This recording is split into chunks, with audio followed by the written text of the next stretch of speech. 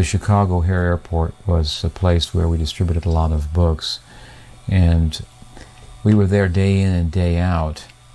And some of the people who were also there day in and day out, the employees, they didn't appreciate our presence there.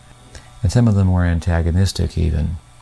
And some of them, on occasion, caused bodily harm to some of the devotees who were distributing Prabhupada's books.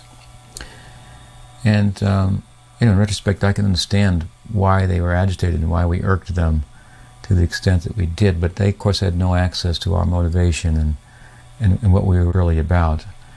In my mind, it was an awkward place for Prabhupada to be coming. There were so many books that had been distributed there, and it was auspicious in that regard, but there were, in ISKCON terminology, there were demons there also. So Prabhupada got off the plane, and I'm thinking, I've got to protect Prabhupada. Who knows? One of these crazy guys here could run up and throw something at him, or who knows what, because they had done things like that to his disciples. And so I was standing next to Prabhupada and kind of protecting him from the crowd in my mind, and we were walking towards the door to go out onto the curb, and the access kind of funneled down, and then to go through the door, only one person could go through. And here I was like preoccupied with this idea that I'm going to protect Prabhupada and get him through the door safely. And Prabhupada just went like this with his left arm when I was standing on his left side. The next thing I can remember, I was at the back of the crowd, everybody's in front of me, and Prabhupada was in the car. And the devotees were ushering him off to the temple. And it was very mystical to me, because I thought, here I was thinking, I'm protecting the spiritual master, and he's showing me I'm protected by Krishna. And I can protect you also. In Chicago, the airport there is called O'Hare International Airport. And it's spelled O-H-A-R-E. So Prabhupada told his leading book distributor, Tripurari Maharaj, go to the airport manager and tell them that they should rename the airport O Hari Krishna International Airport.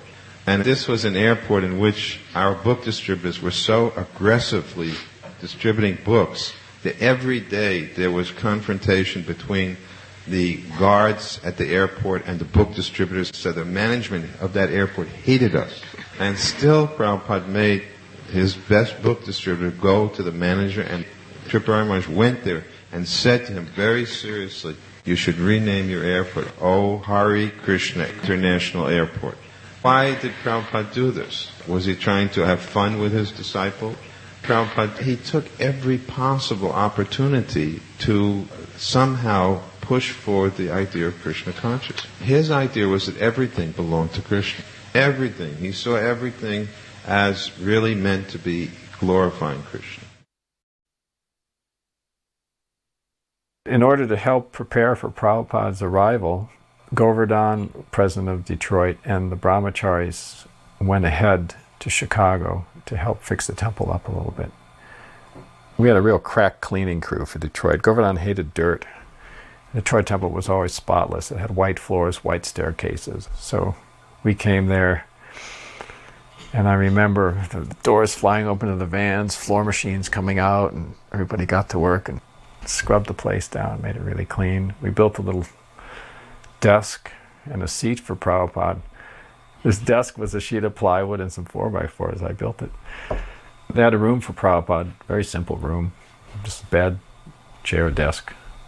He lived very, very simply there. I got to wait outside of Srila Prabhupada's door because I was his bodyguard. And every time Prabhupada came out the door, I'd offer my obeisance. His foot would come down right by my face, right? And then it'd go, and I thought, I wanted to get the dust of the lotus feet of the pure devotee, because we had just started that Guru Puja program every morning a few months before that, and we were praying the lotus feet of the spiritual master are the only way by which we can attain pure devotional service. I bow down to his lotus feet with great awe and reverence. By his grace, one can cross the ocean of material suffering and attain the mercy of Krishna. So I thought, I need those lotus feet. I have to have those lotus feet on my head.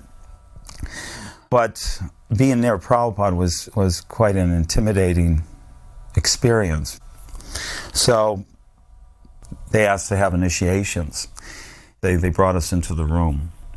And I was in such a state, I didn't know what he was saying or what I was doing, but I was just very conscientious that I was with a pure devotee of the Lord. As a matter of fact, when I walked into the room, and this was the only time I was probably alone with Srila Prabhupada, I walked in the room, I offered my obeisances, and when I stood up, his eyes were like fixed right on my eyes. And just for a second, I looked into his eyes, and the most incredible thing that ever happened to me with another human being occurred at that moment, in that I had this overwhelming realization that he knew everything about me.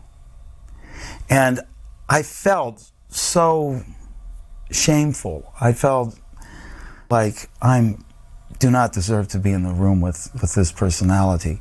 And it was also, there's no sense in trying to be pretentious, because he knows anyways. So don't try to pretend to be something that you're not. But those eyes, it wasn't like looking at me like, you are such a fallen soul. But it was this look of infinite compassion, and almost like he understood my suffering. And all of this happened just like in a megasecond. And then I couldn't look any longer, and I looked down. But I knew, you must bare your soul to the spiritual master. There's no sense in trying to pretend, because you can't cheat the Mahabhagavad. So then Prabhupada gave me the Gayatri Mantra, and then he said, so, are you chanting your 16 rounds? And I said, yes, Srila Prabhupada. And he said, and are you preaching Krishna consciousness? I said, yes, Srila Prabhupada, I'm a Sankirtan devotee. I go out on book distribution every day. And then he said, always preach Krishna consciousness. And I said, thank you, Srila Prabhupada. And he said, okay. And then I said, I had to muster up all the courage that I had within my being, because I was thinking of those lotus feet. And they were just sitting on the Vyasa, and Prabhupada had his dhoti pulled up to his knees, and his feet were right there. And I said, Srila Prabhupada? And he said, yes. I said, Srila Prabhupada, could I touch your lotus feet? And he looked at me and he smiled and he said, that is not necessary.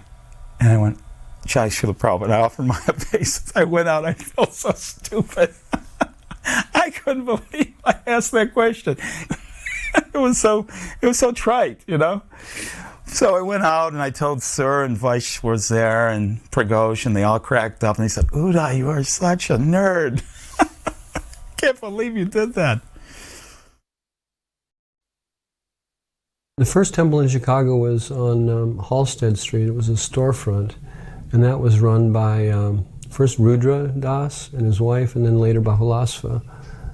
That temple closed. At that time I was temple president in Cleveland, and Bhagavan decided to centralize his zone, so he closed the temple in Chicago and pulled all the different leaders back to Detroit for meetings to try to determine how things would be managed. And I kept saying, how can we neglect Chicago? Chicago is the biggest city in the zone. We can't close Chicago.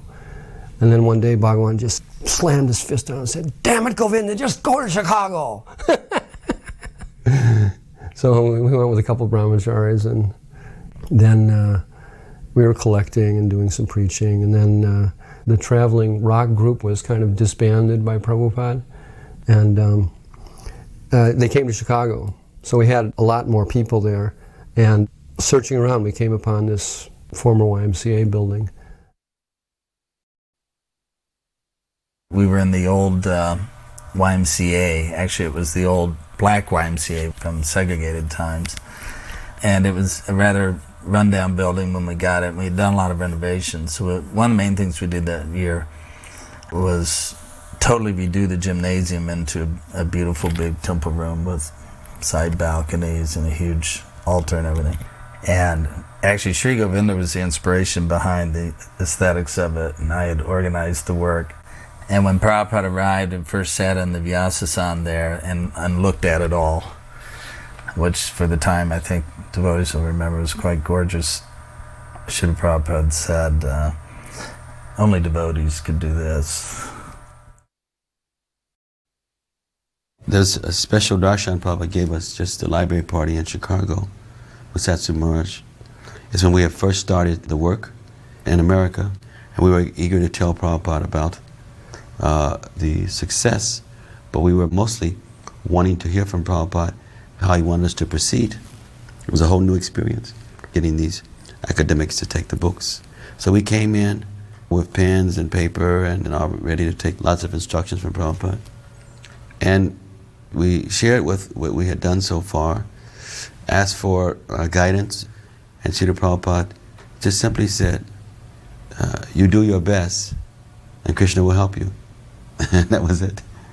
And at first we were stunned, we were waiting for him to say more. And then we realized, oh, this is a message. Srila Prabhupada's letting us know that he wants it to be done, and that if we just try to do our best, Krishna will give us the intelligence what to do, and how to do it. There's a message that stuck with me for a long time. When I'm dealing with complex situations, I realize that it doesn't really have to be approached in such a complex way, that somehow if we can just do our best, then Krishna will compensate. So during the Guru Puja, I remember some brahmacharis, they had developed a kind of boogieing, doing rock dancing.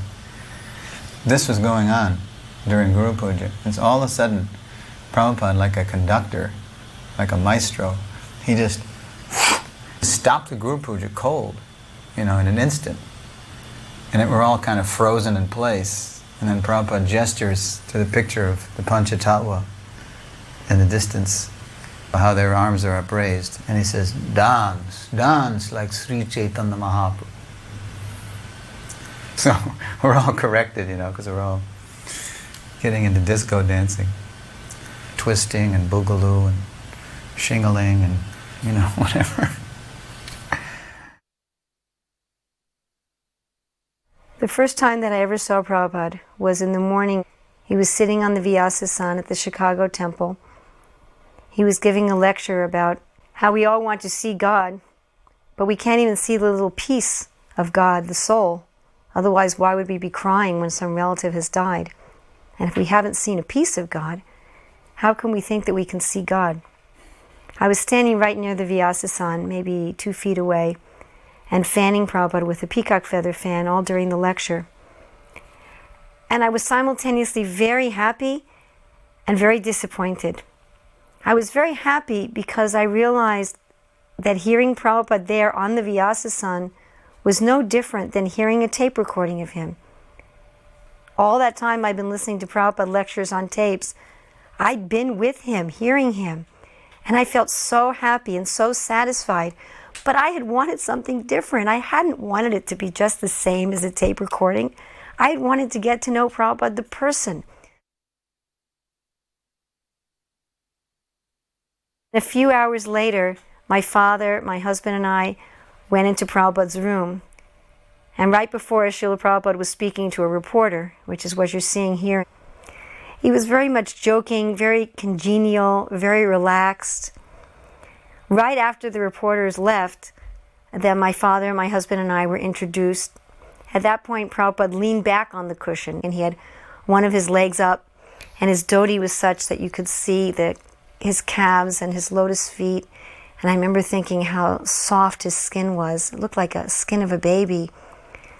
And as the conversation began to unfold, I realized that here Krishna was fulfilling my desire to get to see Prabhupada as an individual person. When I was listening to him on the Vyasasan, I was seeing him as the Guru, as the Acharya, and here I was seeing him as Prabhupada, the individual person. It was very, very sweet. This was the first time also that my father had met Srila Prabhupada. My father had been coming to the temple periodically since I joined. First he introduced himself, but Prabhupada thought that my husband was my father's son. And then he understood that it was the daughter. He said, "Do you have any sons?" My father said, "No, only daughters." Prabhupada said, "Oh, only daughters."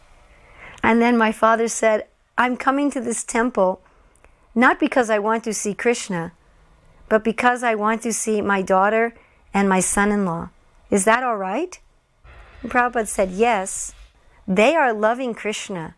And I was thinking, I don't love Krishna. He said, chanting and dancing are symptoms of loving Krishna.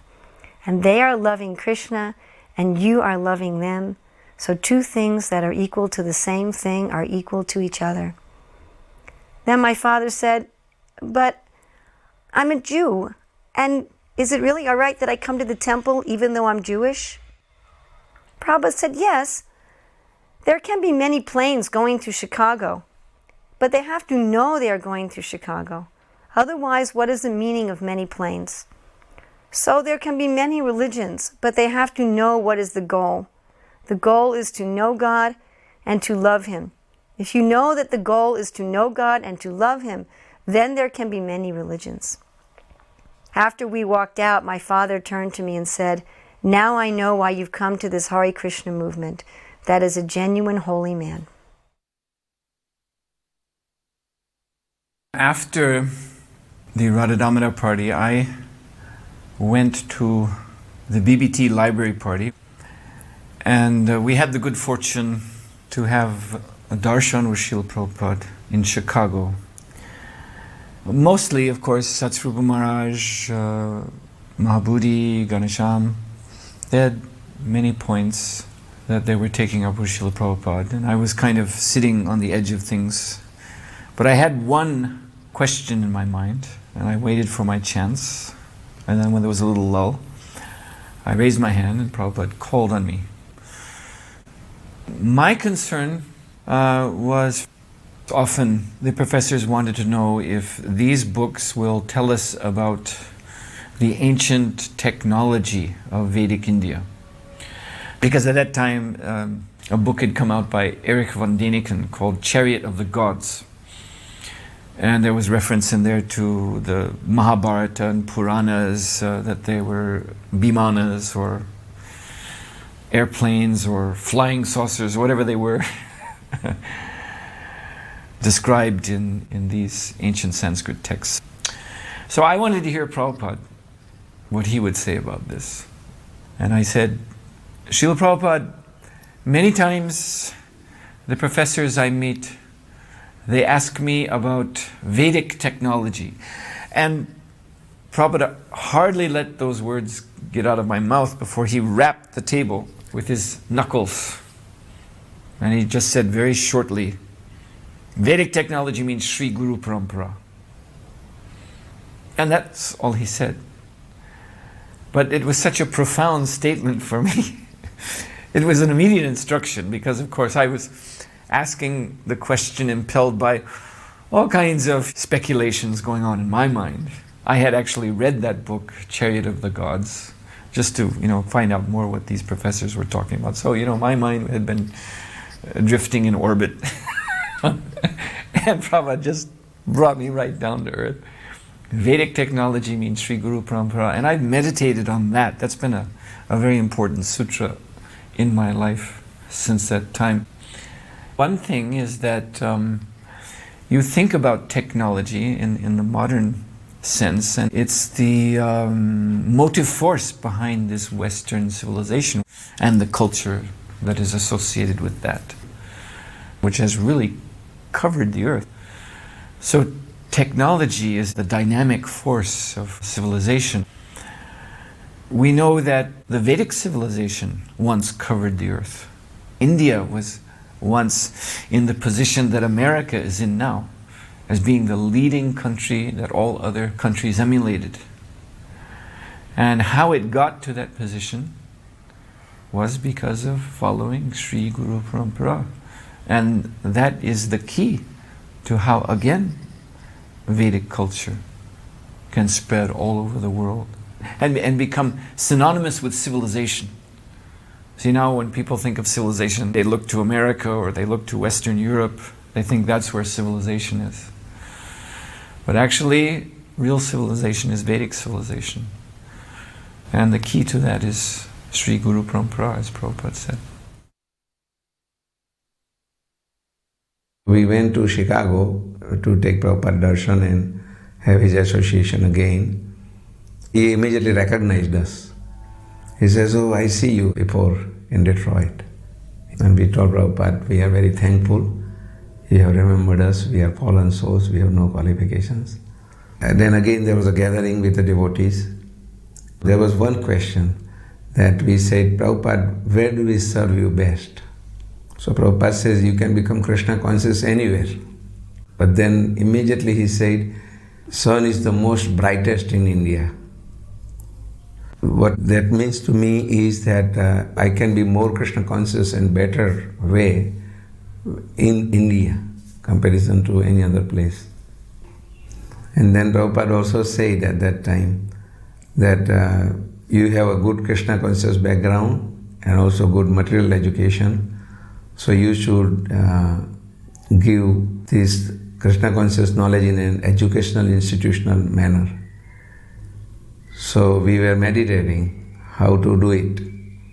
He told us twice in Chicago, as well as last time he came, that is my exact memory, in 1976 in Los Angeles.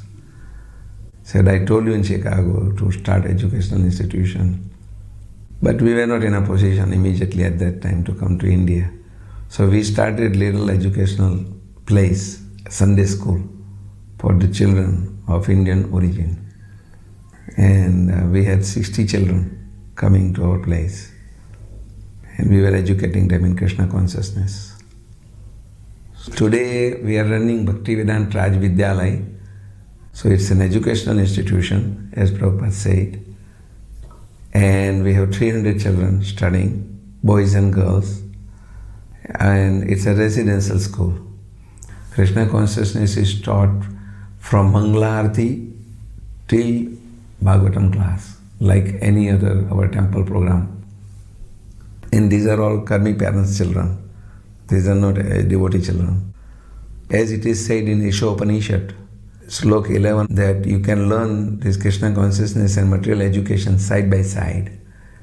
And also in 9th chapter, Raj Vidya Raj Guhyam Pavitram Idam Uttamam Pratyakshaugamam Dharmam Susukam Kartum Avyayam. In purport, Prabhupada says there are all kinds of educational institutions all over the world, but there is no Krishna conscious educational institution or university. So according to that authority of Shastra, Sadhu and Guru, whatever this Bhaktivedanta Raj Vidyalaya English school is doing is conformed with Prabhupada instruction and his writings. I remember the kirtans were very ecstatic at this time. There's several hundred devotees there. And they were doing Guru Puja. And everyone was dancing in ecstasy, but there was this lane. Prabhupada always kept an open lane between the men and the women so that he had a perfect direct view towards the deities. So sometimes when the kirtan started to become very ecstatic, the devotees started to dance into the middle lane, and Prabhupada started to wave his hand, like, "Move out of the way. You know, I love my devotees, but I want to see my Lord." So I oftentimes go to temples and there's Prabhupada sitting on the Vyasasana and devotees are dancing, blocking the view of Prabhupada to the deities. We should always understand that Prabhupada is with us, and we shouldn't commit Guru Aparad by putting our back either to Prabhupada or blocking Prabhupada's vision to Radha and Krishna. Prabhupada had traveled to Chicago with Brahmananda on the airplane, and Brahmananda was reading Time magazine, and the Time magazine feature article was crime, why and what to do. So Prabhupada got inspired by the idea that we could help to solve the crime problems in America with our program. So when he arrived in Chicago, he asked us to arrange for him to meet some people in the government so he could talk to them about this idea. So he met with the mayor of Evanston, and he met with some police lieutenant. I think Mosley was his name, I remember that.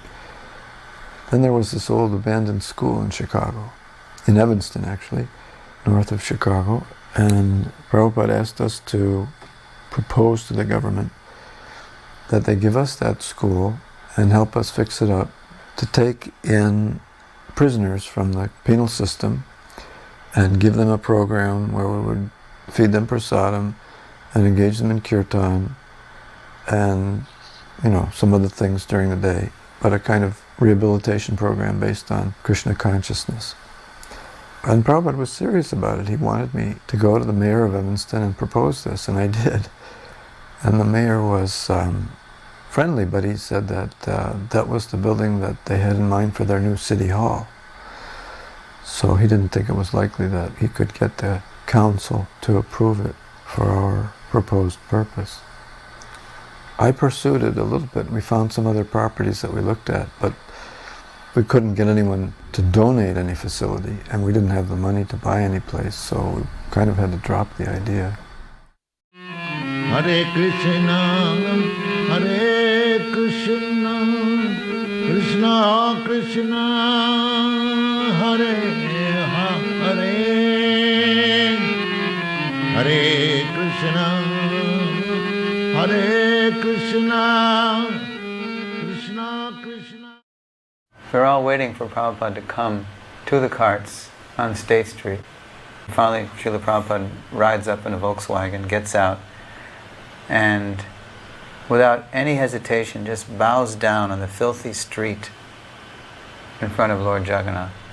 And that really struck me, because I had been thinking in my mind, I'm not going to bow down in this street. But Prabhupada didn't hesitate, he just bowed down right there in front of Lord Jagannath. And then he gets on the cart, and Prabhupada is riding on the cart below, and myself and a few others are riding up top, and we have the blissful engagement of throwing flowers and bags of prasadam, might have been peanuts and raisins, something like that, off into the throng as we're going down State Street toward the Civic Center. Then it occurred to me that Srila Prabhupada has come to Chicago now, and this is 81 years after the first Indian Swami had come to America, and that was Vivekananda, the famous Vivekananda who came and was preaching Daridra Narayan philosophy. At that time, Vivekananda, who had been invited by clergy for the World Parliament of Religions in 1893, he was saying, what is all this talk of God? I see so many gods loitering before me in the street. Daridra Narayan, poor Narayan, in other words, everybody's God. Mayavad. So finally, 81 years later, here's a pure devotee, a Vaishnav, come to Chicago, and I was thinking in my mind, I wonder what Srila Prabhupada's going to say when he gets to the Civic Center, because this is very historic actually. Finally the Vaishnav, Siddhanta, is coming to Chicago after all these years. So we get to Civic Center, and there aren't that many people there, surprisingly, as I remember it.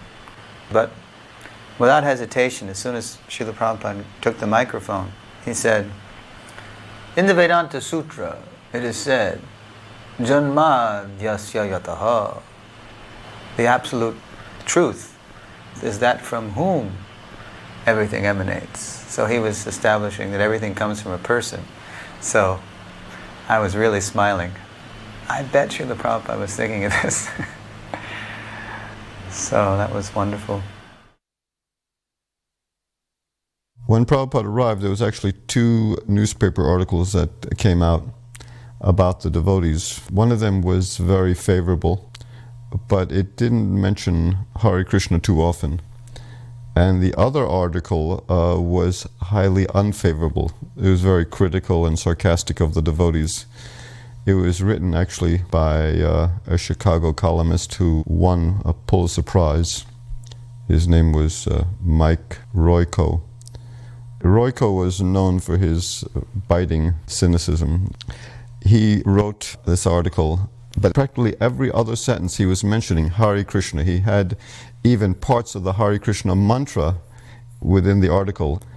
And Prabhupada said, this man is chanting Hare Krishna. And he was much more appreciative of the critical article because it mentioned Hare Krishna more than he was of the favorable article. Our little crew of armed guards drove in a car behind him. And on the way to the airport, Prabhupada's car pulled off. He had to use the bathroom at a gas station. And there was a fruit stand near there. So, we're all brahmacharis, we didn't have any money. We begged some fruit. And when we got to the airport, Prabhupada had a lounge, a special lounge set aside. So, Sudama was cutting up the fruit and giving some to Prabhupada and distributing it to the devotees. And then Kirtananda Maharaj came and brought some sweets from New Vrindavan for Prabhupada. Prabhupada liked them very much. And while we were waiting for the flight, Prabhupada laid down on one of the benches there to take a little nap, and Jagadish was reading out loud from the Bhagavatam. Jagadish had a particular voice which would cure insomnia in any situation. So everybody immediately fell asleep. And Jagadish stopped reading and looked up, and Prabhupada lifted his head up and said, "I am listening." So he continued reading.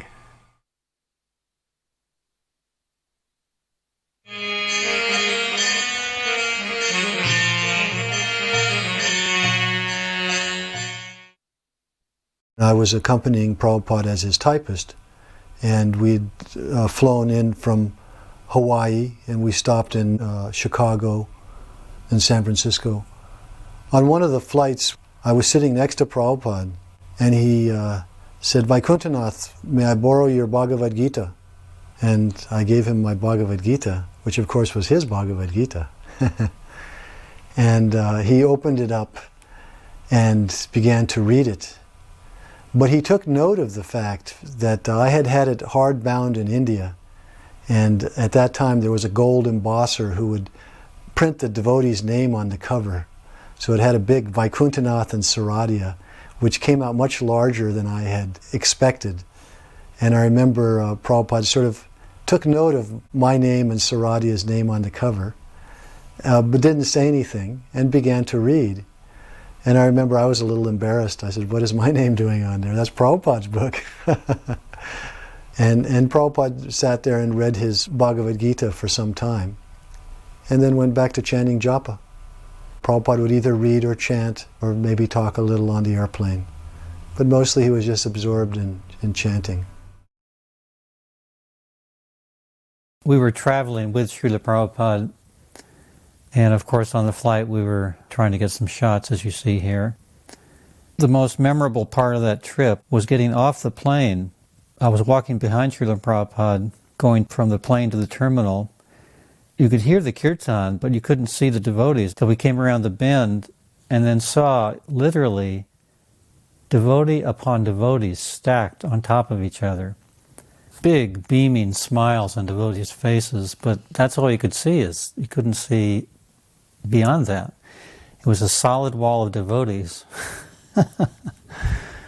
What an arrival.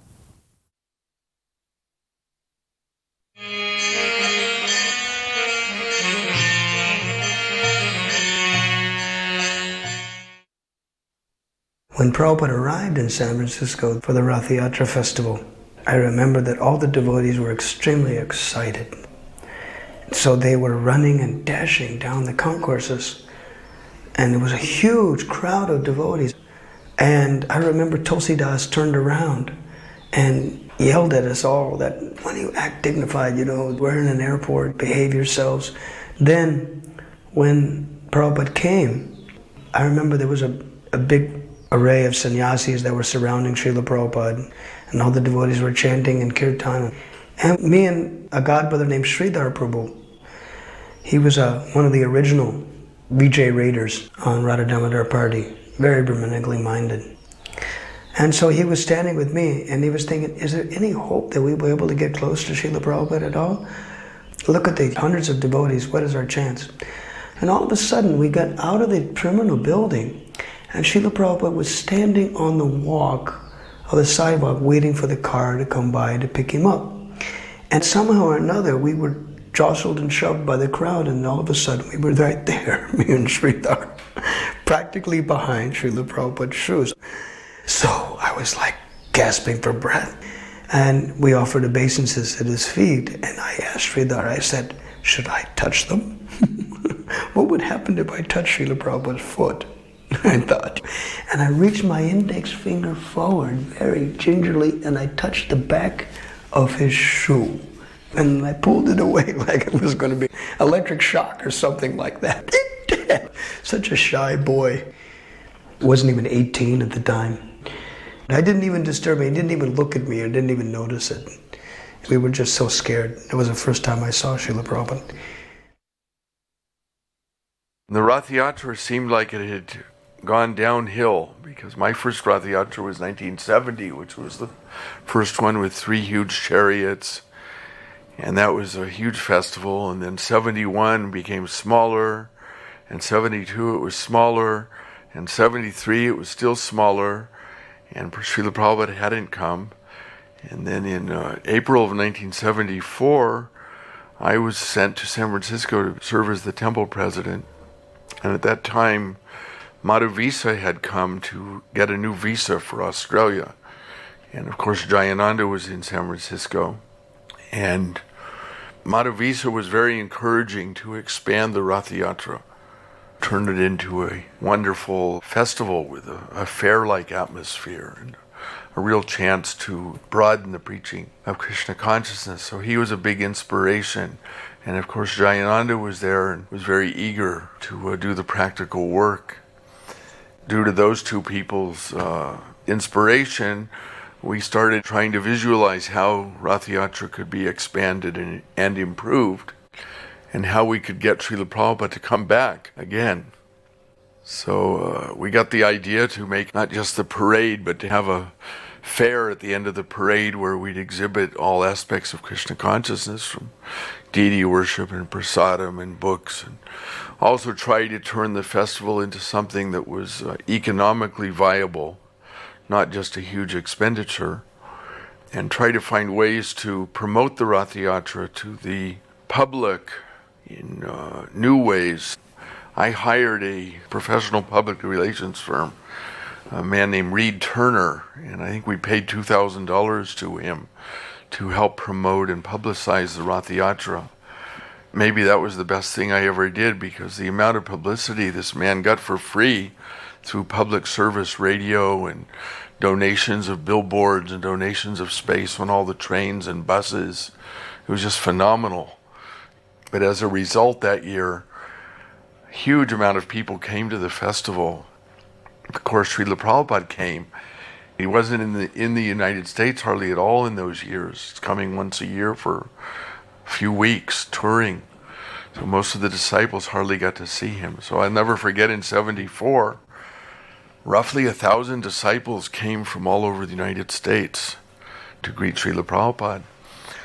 I remember on the morning of the Rathayatra, it was cold, and it was damp, and it was foggy. And we got out to the Golden Gate Park, and it was nobody there. And my heart was pounding, and my head was spinning. I'm thinking, Lord, we've spent all this money, this huge effort to make this a nice festival, and now you're giving us this miserable weather. And I remember Srila Prabhupada arriving, and when he got on the chariot, he sat on Subhadra's chariot, and when he touched the Vyasasan, that moment the sun burst out, and all the fog was gone, and all of a sudden thousands of people, it's like they came out of the trees and the bushes, and this ecstatic kirtan started. It was so miraculous, just like an effulgence came off of him that dissipated the darkness. And this Krishna consciousness movement is meant for educating people in this great science. So, we have published already about 20 books, 400 pages each, to elaborate the science of Krishna consciousness. So, the scientists, the philosophers, they can also understand by reading our book. In San Francisco, when Bhaktidas was president up there, he organized a special worship program for Prabhupada to raise funds. It was auctioned off. These different services like bathing his feet, with milk or water or honey.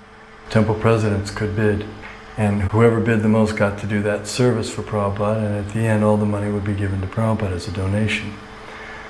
So at that time I had a little bit of money from an inheritance, small inheritance. And one especially I wanted to win was bathing his feet with honey, because I thought that one would take longer, so I would be able to get more time serving Prabhupada, touching his feet, than the other substances. So I won that one, and while I was pouring the honey over Prabhupada's feet and trying to stretch it out as long as possible, and Prabhupada said, hurry up. So I had to go faster. Prabhupada wasn't enjoying being worshipped as we might think that, we would enjoy being worshipped and we'd like to drag it out as long as possible, but he was doing it as a service.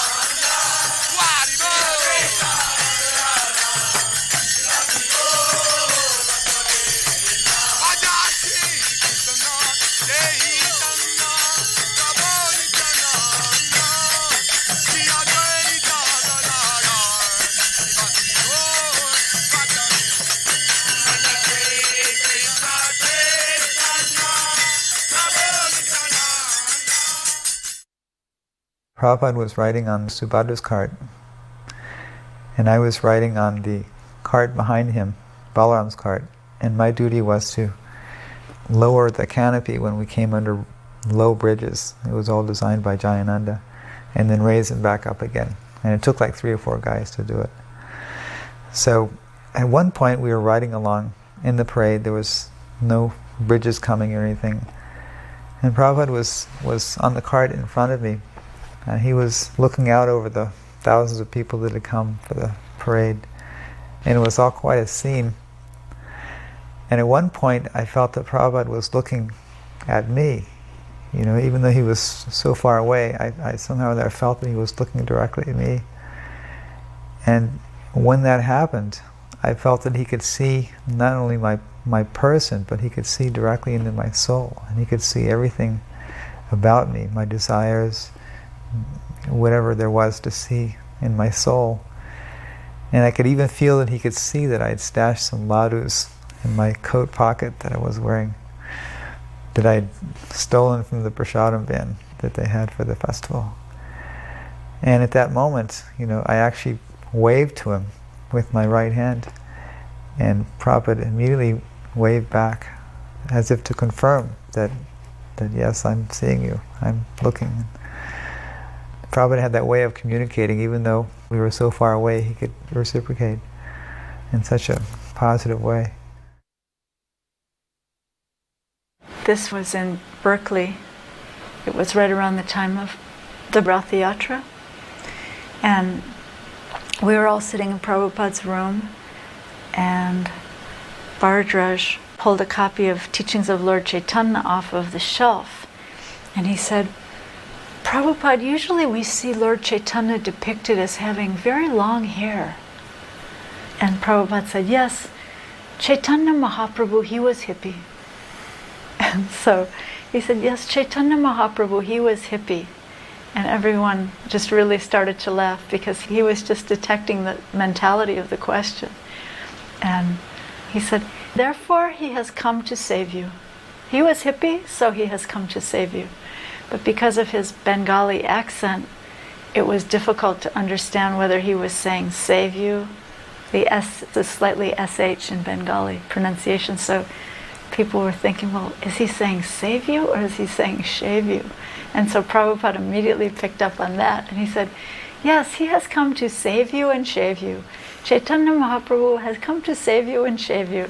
And he kept repeating it. It was so funny. Lord Jagannath is the Lord of the universe. And as what his name means, Rathayatra is about dragging him off his throne.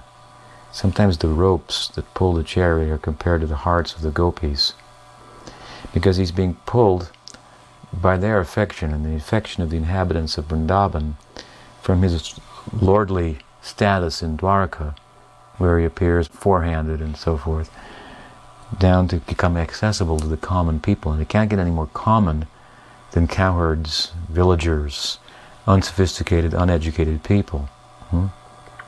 So they're dragging him down off the throne, and in doing so, they're making him accessible to the common people. And Jagannath is becoming accessible during the Rathayatra. You know, you can't go in unless you're of a certain birth, and besides that, you can't go and touch him and serve him directly.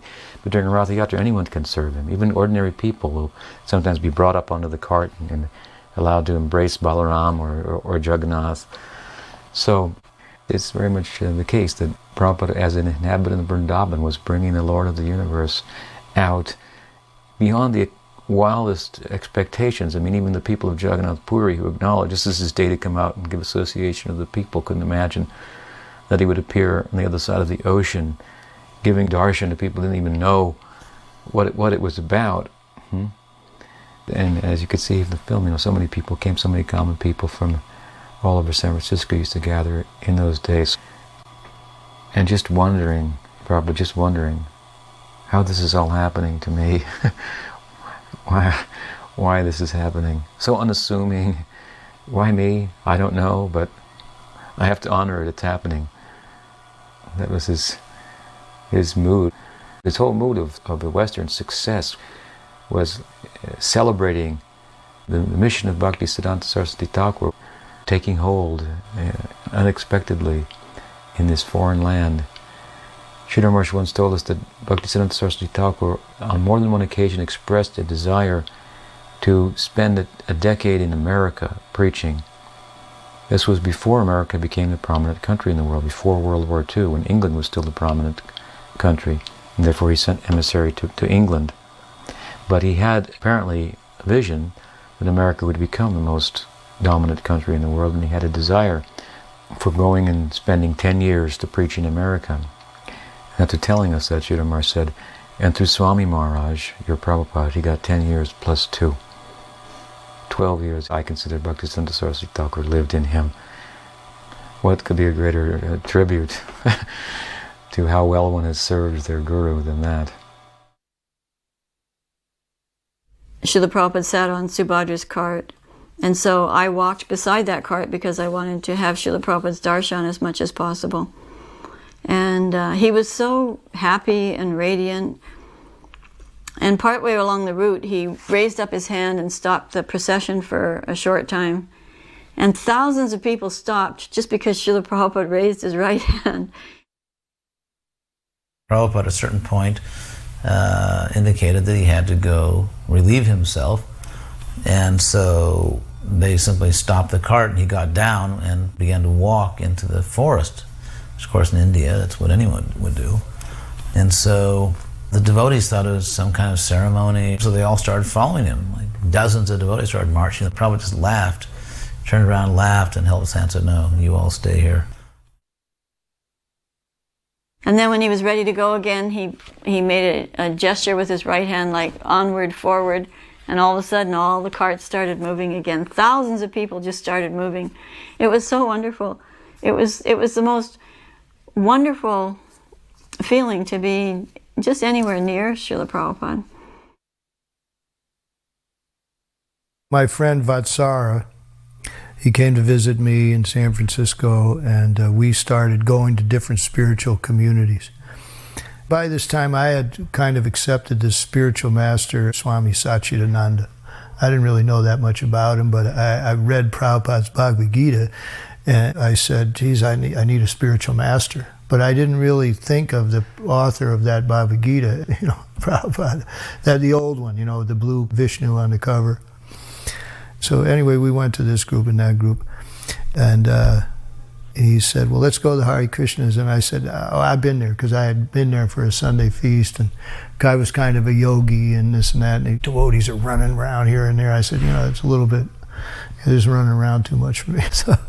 So you go ahead. So he went, and he spent the whole day there, and he came back, and he talked about, God, I went there, I met this guy, the garbage man. And he was just so far out. He told me all this stuff, and he was just going on and on and on.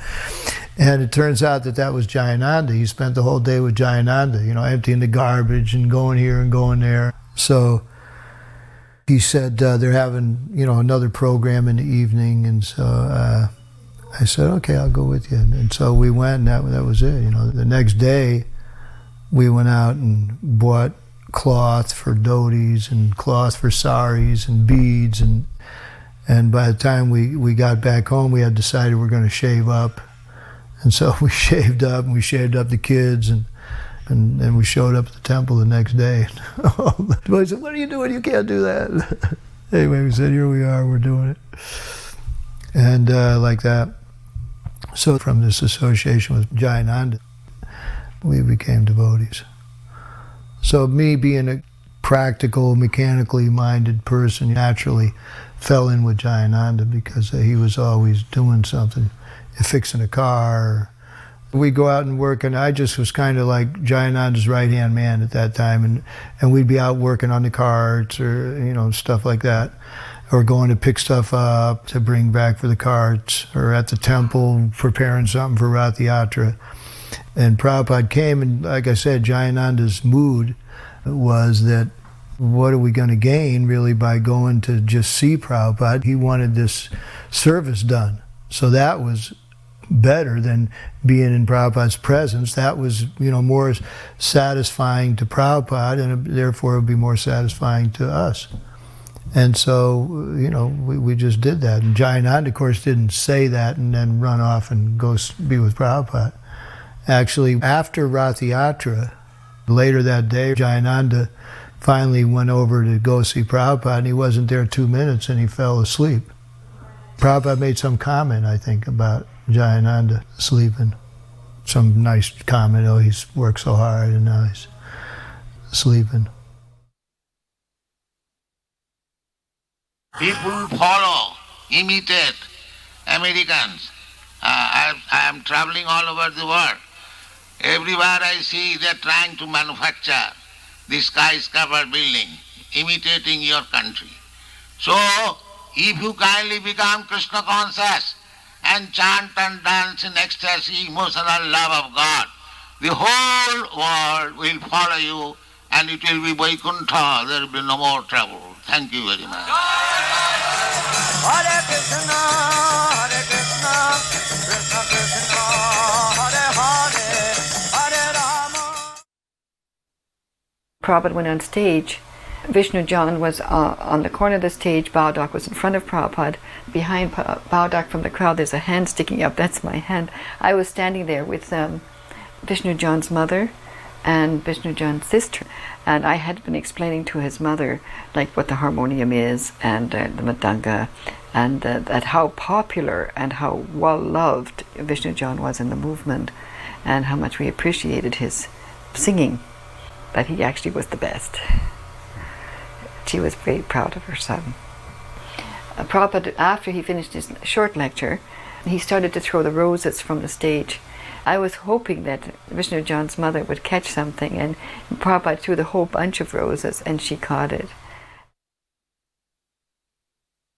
When Prabhupada went on the stage at the end of the procession, I also tried to go on the stage, but some person who I didn't know stopped me and said that no women were allowed on the stage. So I tried to reason with him, saying that I was authorized by the BBT trustees and they had paid for my fare and my film. But this person was adamant. So I left the stage and I went to the middle of the field, behind the huge assembly of devotees and guests. And I sat down in an empty chair there. And a short time later, I looked up, and to my surprise, Srila Prabhupada had gotten up off the Vyasasana and was raising his arms in the air and beginning to dance. So I immediately climbed on the chair and began to take photographs. And it turned out that I could not have found a better position to be in than that very one where I was. So I'm grateful to this person, who apparently was an obstacle, but in fact was a great help in my service. I actually had a premonition that something amazing is about to happen, and then it did. Prabhupada got up, began dancing, jumping up and down, and as he danced and held out his arms, stretched out his arms toward the crowd, he began turning as he danced from side to side in stages. And we could see Prabhupada just showering blessings on the people. It was practically visible. There are many pictures, there's many photographs. There are these extraordinarily ecstatic expressions on the faces of the devotees. It truly was a mystical, spiritual experience. I personally have always been more inclined toward philosophy and sort of spiritual logic than just esoteric, mystical things. But this was miraculous. It was truly miraculous. You could see Prabhupada showering blessings on the people. Then he left the stage and went back to the temple, and we kept dancing and chanting until the sun went down. Oh, we just felt lighter than air. We were just so joyful and so happy to be dancing and chanting with Srila Prabhupada. It was the most wonderful, joyous event. We were out in the crowd serving prasadam, and there was a kirtan on the stage. There were a lot of people sitting in rows, and we were serving, but there were also a lot of people behind the rows standing, facing the stage, listening. At a certain point in time, the crowd was chanting, and they became visibly stirred, like roaring. And everybody's hands were up in the air, and all the devotees that were serving the prasadam, we all turned, like, what's going on? We looked at them, and then we turned around and looked back at the stage, and Srila Prabhupada was on the stage with his hands up in the air, just jumping up and down, with a big smile on his face. It's like almost like a transference of incredible happiness, just shot through the crowd. And everybody simultaneously in that moment became surcharged with mercy, really. Prabhupada's mercy. He just gave everyone mercy. Clearly, he was just so happy to see everyone celebrating Rathayatra. This is a Bhagavad Gita dance. Krishna is played by Sadarupa, Arjuna by Anasuya, and the sage by Jambavati. And we took the 108 principal verses, or danceable verses, from the Bhagavad Gita, and I narrated it while they performed it, using ballet and Bharatanatyam to tell the story of the Bhagavad Gita. And Prabhupada saw this in the Los Angeles temple, liked it very much, so we did perform it in India in 1975 and 1977. And he also liked the system of having a narrator speaking and the actors or dancers just acting it out. He said that way you can go any country in the world and just have the narration in whatever language the people understand, and the performers can act out the dance. He very much encouraged us in this utilizing fine arts for spreading Krishna consciousness. And one morning walk, he said, yes, if whoever's an artist, let them dance only, let them paint only, let them, whatever their art is, they should do that for Krishna.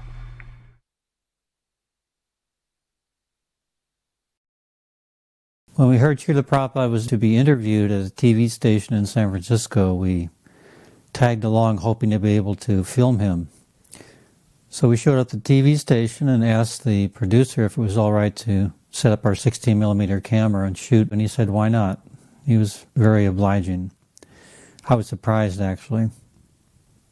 During the interview, you'll hear a thumping sound as Srila Prabhupada is speaking, and that's his hand, as you can see in the visual, going up and down, thumping on the table. Unfortunately, we had placed our microphone right next to his hand. We didn't pick a very good place for the mic. As we were shooting, we could hear that thumping, and of course we couldn't really stop the interview. Welcome. Thank you. You founded the Hare Krishna movement some 7 years ago in 1967, did you not? Yes. In a capsule, what is the movement? The movement is to awaken God consciousness of the human being. The human being is distinguished from the animals, that the animals cannot understand what is God. Mm-hmm. And if the human being also does not understand what is God, then he is enemy. I see. And so your movement is to bring about an understanding of God among human beings. Yes. And Hare Krishna means what? Hare Krishna means addressing the energy of God. Hare means the energy of God, and Krishna means God. Mm-hmm. Okay, you were here yesterday and to attend your annual festival that was held here in Golden Gate Park, and we were there too. And in fact, here it is. A few thousand people came out to hear it. How many people are now disciples of the Krishna consciousness movement? Dedicated life, about 10,000. About 10,000 dedicated in ones. the Western world. Mm-hmm. Your Grace, is there any significance at all in the shaved head? Why are heads shaved? We keep ourselves very clean, that's all. Oh, it's just a cleanliness thing? Yes. Is there any significance in the color of the robes? At least at the present moment, people think that by keeping long hair, it becomes very beautiful. I see. Yes. So we are against that. Mm-hmm. Just as simple as that. Is there any significance in the yellow robes? Yellow robe is the dress, those who are dedicated. Mm-hmm. Yes. It could very well have been a blue robe. It's just something that was arrived at. This saffron.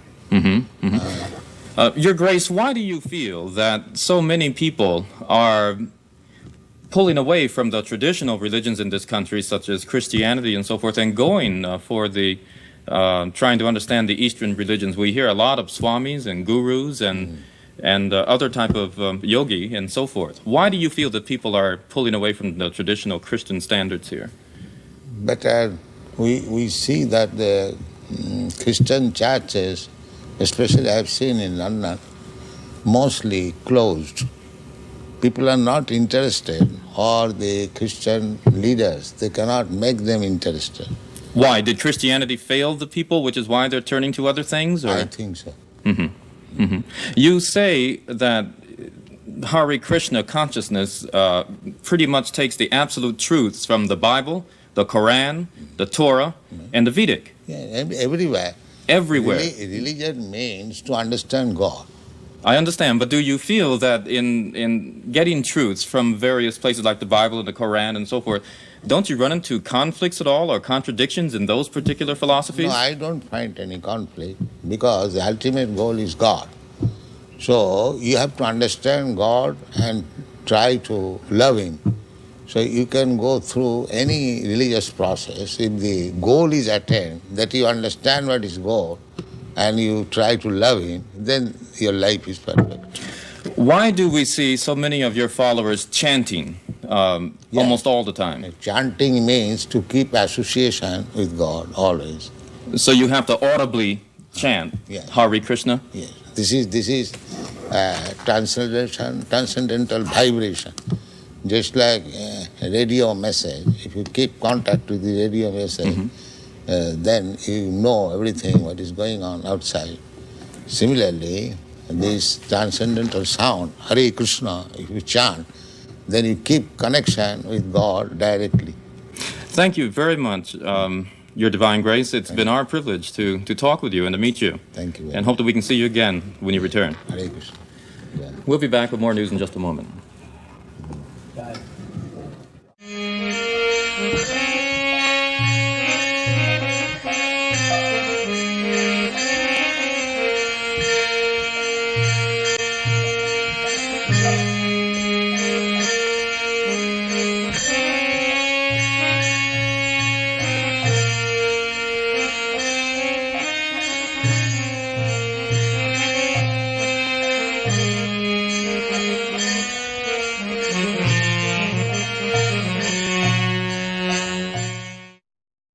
Rathayatra, 1974, London.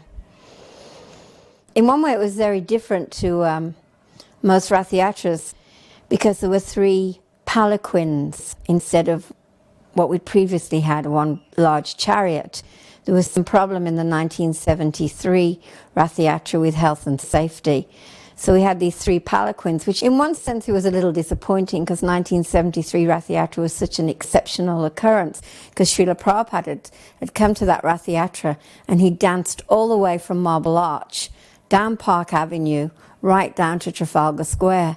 And I'm talking dancing here, arms raised, jumping up and down. To watch Prabhupada doing that was just the most amazing spectacle you could ever see. It was truly wonderful. So 1974 wasn't quite of that caliber in that we didn't have the large cart. We had the 3 palanquins which were carried shoulder height, and Srila Prabhupada wasn't there. But it was very ecstatic because it was Rathayatra and Lord Jagannath was out wandering in the streets of London. We took the same route so we could remember when Prabhupada was with us, which was really nice. And of course the kirtan was ecstatic. You can see in the video Ribhatinandan Swami is leading some fantastic kirtan as he'd been doing in the 73 one when Prabhupada was dancing. So in that way some really wonderful memories.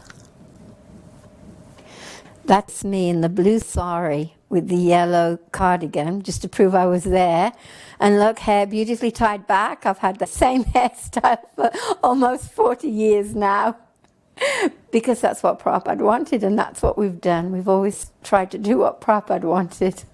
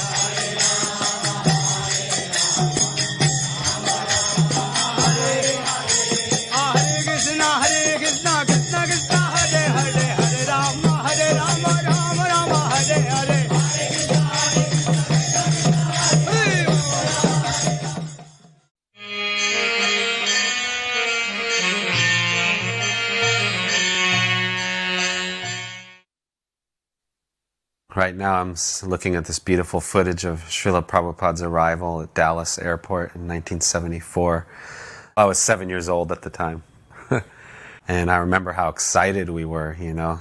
By this time, I think this was my 5th time maybe of getting to see Prabhupada.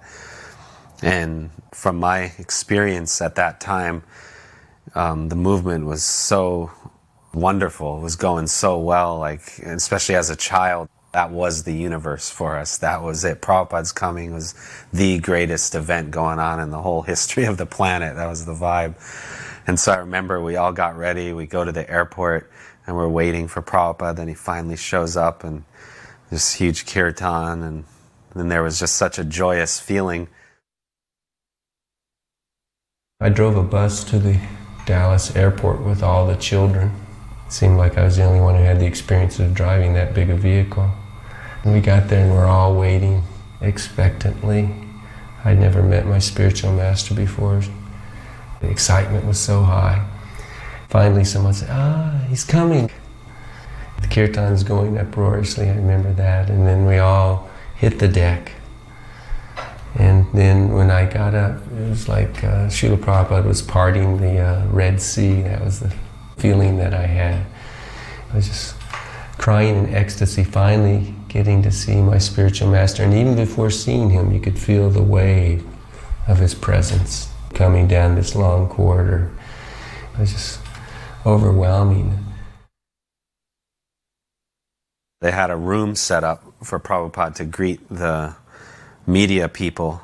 So then we all go in there, and it was set up really luxuriously, and there's lots of prasadam and flowers, and Prabhupada sat down, and then the media people started asking him questions, and that's a famous one where they ask, well, what is a hippie? And one thing I noticed even as a kid was the way our teachers had of making us look down on karmis and people who weren't devotees. And so we always had this feeling, you know, oh, once we see Prabhupada interacting with these people, they're either just going to fully surrender or he's going to just smash them and show them what fools they were. So first I noticed just how charming he was to everyone. He really knew how to like bring out the best in the people and want them to feel positive about meeting him.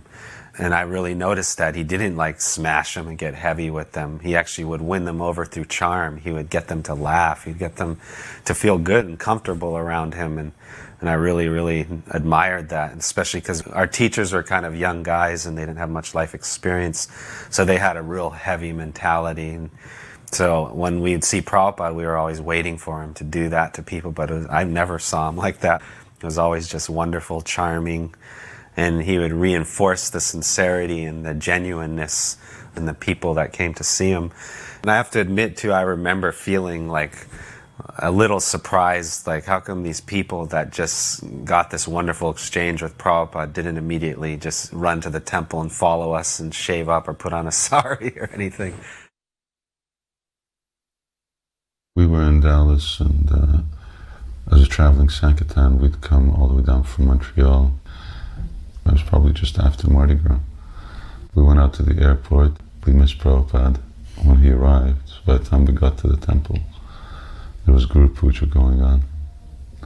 And up until then, I'd never seen Prabhupada in person, and that was after 6 years of being involved in Krishna consciousness. And when I saw Prabhupada, I just related to him as a moving picture of Prabhupada. He looked like Prabhupada, the picture who was moving. And that was my impression at that time, that Prabhupada was actually not different in this picture. There was a discussion, Prabhupada was talking about Vedanta, and he was saying that the Mayavadis couldn't understand Vedanta, and then he began to question us, why couldn't they understand? He was specifically mentioning Ramakrishna and other famous Mayavadis, and he said, why couldn't he understand? And so then Brahmananda replied, Nahang Prakasha Sarvasya Yogamaya, that verse from Bhagavad Gita, and Prabhupada wasn't satisfied with that answer. And then someone else gave another answer, but he wasn't satisfied with that either. Then finally, Dayananda sat bolt upright, and he said, they cannot understand because they haven't got Bhakti Vedanta. So Prabhupada smiled and said, here is the answer. And it was such a nice answer on two levels. One, that they didn't have Prabhupada, and on the other level, they didn't have any Bhakti. So how could they understand the end of truth? So Prabhupada was really happy with that answer, and I remember I kind of felt like all of us were slightly envious that Dayananda had come up with this fabulous answer. Bali Mardana came with his wife, and Prabhupada in private made some comments why he had given up sannyas for this particular lady, because she wasn't who she had been said to be, and she wasn't all that attractive. But Prabhupada received him very nicely, and he was just so encouraging. I thought that was very, very instructive, how somebody had some difficulty, but Srila Prabhupada never forgot the service that they had rendered, and his love for those who surrendered their lives to him and helped him.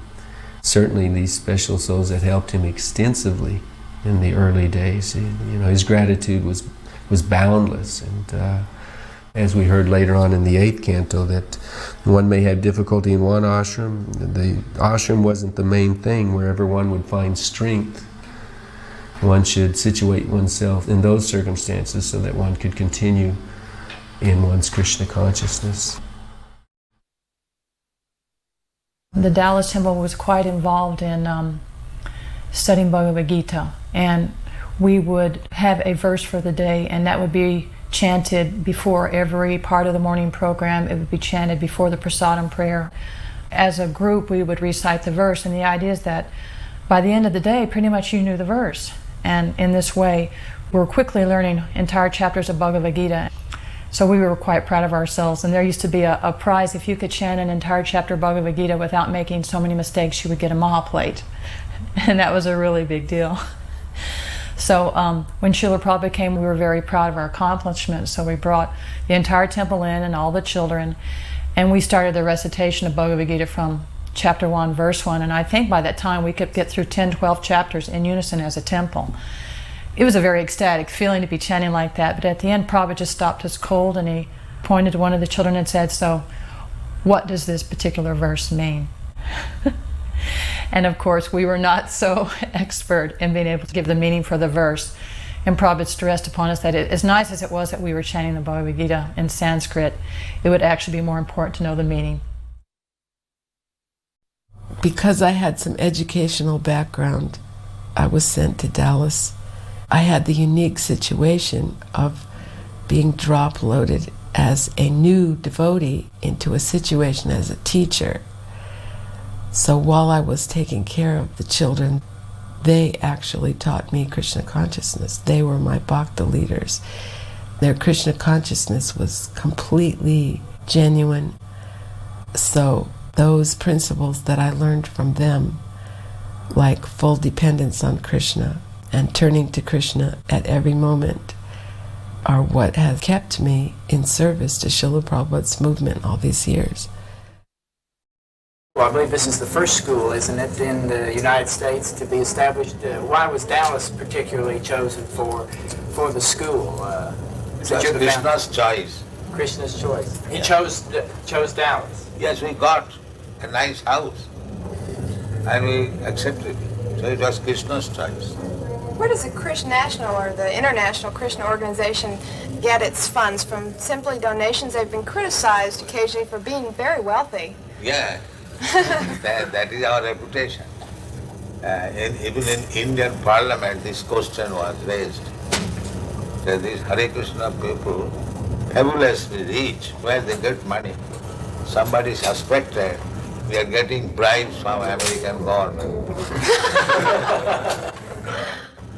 The Krishna religion teaches that women are to be subservient to men always. Why? The Krishna religion teaches that women should be subservient, should be subordinate to men. He's asking why. Well, not should be, they are, by nature. It seemed that Prabhupada enjoyed creating some controversy where the media would pick up on that controversy, because he knew that the media thrived on controversy. So I think he was using the men 64-ounce brain capacity and the women 36-ounce brain capacity as a way to kind of playfully stir up some controversy about the Hare Krishna movement. And then he knew that people would be talking about it, and it was a way that Prabhupada, just like, you know, an uncle might tease the children of his son and pinch them or make fun of them. I think Prabhupada often played the role of the elderly uncle, kind of making fun or teasing in various situations. But ultimately, before Prabhupada left Chicago, he did tell the devotees that the women who joined this movement are just as intelligent as the men are. One of Prabhupada's lectures there at the temple, someone asked, what is it like to be in the position you're in? It seemed like the question was addressed, you know, what is it like to be the guru? What is it like to be in your exalted position, have so many people worshiping you and so forth. He just said, I am never afraid. It was amazing. You could have heard a pin drop for about 30 seconds there. It was just completely quiet. So we greeted his car there. It was a very short distance from the curb of the street to the temple, but we greeted him throwing flowers. And then he went into the temple and offered his respects to Radhakala Chandji.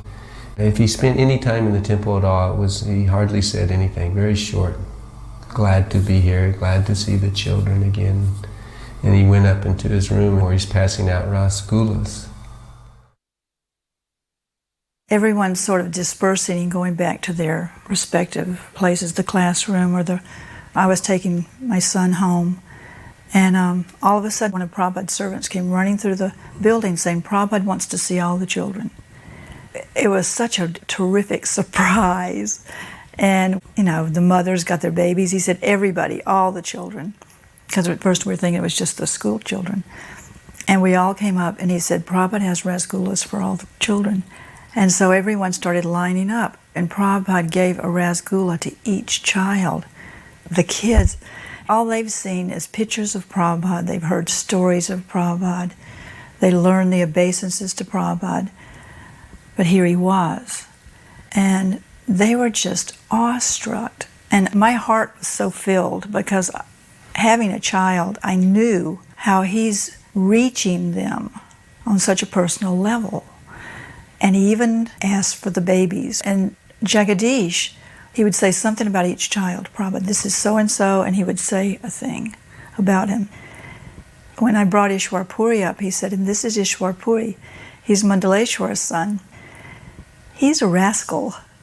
And Prabhupada just laughed, and then he gave him the rasgulla. Then he dropped it. I picked it up and gave it back to him. And years later, we saw this footage.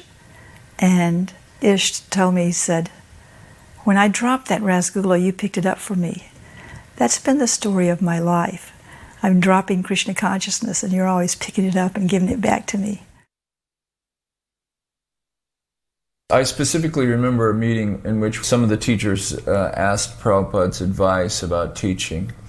And at that time, I seem to remember there were kind of two camps. One camp really wanted to be very loving to the students. They somehow wanted to control the students through affection or through love.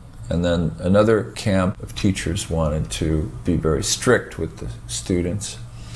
And I remember very clearly that Prabhupada said that we needed to communicate affection to the students. I can't remember the precise words that Prabhupada used, but I remember very clearly getting the message from Prabhupada that the teacher needs to have real affection for the student, and he needs to be able to communicate that affection to the student. Otherwise, how will the student take what the teacher is giving? There may certainly be discipline, but this real affection coming from the teacher to the student has to be there. The other thing that happened before I arrived there was that Prabhupada had visited a couple of years prior to this visit, and he wrote a letter in which he said, if the students are beaten or if the stick is used on the students, he said, I'll use the stick on the teacher. So my understanding of that was always that the teachers should not consider themselves the highest authority, and they shouldn't misuse their position as teachers, and they should always be mindful of the fact that they're answerable to a higher authority, and that whatever they administer to the students, that they certainly will have to either enjoy or suffer themselves in the future. Also, what's prominent in my mind is that Prabhupada always loved children. He just, before, during, and after my Gurukul experience, I always remember Prabhupada being very affectionate to children and to anyone who was in the dependent situation. I was, recognized as being something of a hyperactive, a little bit out of control, difficult to deal with kid. My first remembrance of Prabhupada was the wave of utter and absolute thrill and excitement that I experienced seeing him, which even as a boy took me by surprise. And when Prabhupada came around, it really transformed me. You know, you took one glance at Prabhupada and you were there. And you could step right into it. It was more than tangible. You ate it, you know. And it would last about as long as I was, you know, in Prabhupada's company. After about an hour, I would start losing it and start acting, you know, 7 or 8 years old again. You know, it really seemed everyone was very harsh in comparison to what Prabhupada was about. And so as soon as Prabhupada would come, then it's like we would get nice clothes and we'd get new bedding, and the prasadam was like really good, and the harshness of the discipline went way down. And, you know, which is sort of like the opposite of if you have a military superior officer coming through, then what happens is, like, you know, the discipline gets more and more severe and strict. And here it just seemed to happen that when Prabhupada came around, people lightened up a little bit. They seemed to become a little bit more blissful and respectful and sweet.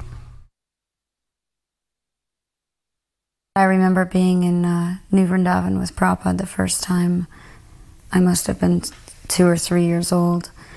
And the deities would open. We'd be standing in front of Vrindavan Chandra, and I would be dancing and holding Prabhupada's hand. And you zone in on small little details, and the detail I remember was holding his hand, and I would stop dancing because I'd start rubbing in the palm of his hand because it was so soft. The softness of Prabhupada's hand reminds me of the way that I feel about Prabhupada. And after a while, he'd let go of my hand and he'd sort of motion for me to dance and jump up and down, and smiling and making me jump higher and more and more. After the kirtans, Prabhupada would go and sit down on his Vyasasan, and everyone was sitting and listening to class, and I'd run out to the garden and pick a flower and run back in and pay obeisances in front of Prabhupada and hand it to him. Pay obeisances, run back out, pick a flower, run back in, pay obeisances. I just kept doing this all through the class, and Prabhupada never said anything. You know, for me, I didn't have that fear of Prabhupada. You could tell that he would let you come close to him and hold his hand, and he'd encourage you to dance. Then, when I got older, I was in Dallas, Gurukul, and I must have been 5, maybe 6, and Jagadish Maharaj would be standing there introducing each of us as we walked in the room, what our name was, who our parents were, what temple we were from. And Prabhupada would give us a rasgulla sweet. I remember for some reason, we went through quite quickly, but there was a couple of children where Prabhupada would ask more questions about them. And by that time, I had learnt that Prabhupada was someone really special, and I was nervous. And they were asking questions about me when I was there, and I was like, hurry up, hurry up. This is making me nervous. And so I came back from Dallas Gurukula to New Vrindavan in 1976. And that was the last year that I saw Prabhupada. I didn't go down and hold his hands at that age, and I didn't go down and offer flowers like I did when I was small. And I used to sing in the temple, and at one point Prabhupada had asked me to sing, and I came inside the room and I sang the first verse of Samsara Dava, and he said, keep singing. Some other people came in and started talking, but I left the room. My mother had always wanted me to sing. It just came up later on that I liked singing, but Prabhupada had asked me to keep singing that day that I went into his room. I paid my obeisances, and Atulananda was there. He gave me Prabhupada's garland. So I was like really nervous, and as soon as I got up, I looked at Srila Prabhupada, who was sitting behind his desk. And the first thing he said, so you were Henry Ford's great-grandson? And I said, yes, Srila Prabhupada. And then he said to me in a very grave voice, he said, so where is he now? And so I was a little stunned. My immediate reaction was, well, he's dead. But then I was thinking that this wasn't really what Prabhupada was talking about. He was saying, where's his soul now? Which I didn't have a really good answer for. So then Prabhupada spoke for a little while, and he was saying something along the line that Henry Ford was such a famous man. He said, now you should become just as famous for being a devotee. There was a teacher who I'd been cultivating. He was teaching in the public schools, and he had won the award for being the best teacher in the county, and he was interested in Krishna consciousness. But he had somewhat of a disaster in his life because he had doubled as a bus driver. And on Valentine's Day, one of the children he let off the bus had crawled under the bus to retrieve a Valentine. And he had run over this child and killed it, not knowing the child was there. So he wanted to meet Prabhupada, but at the same time he was in distress.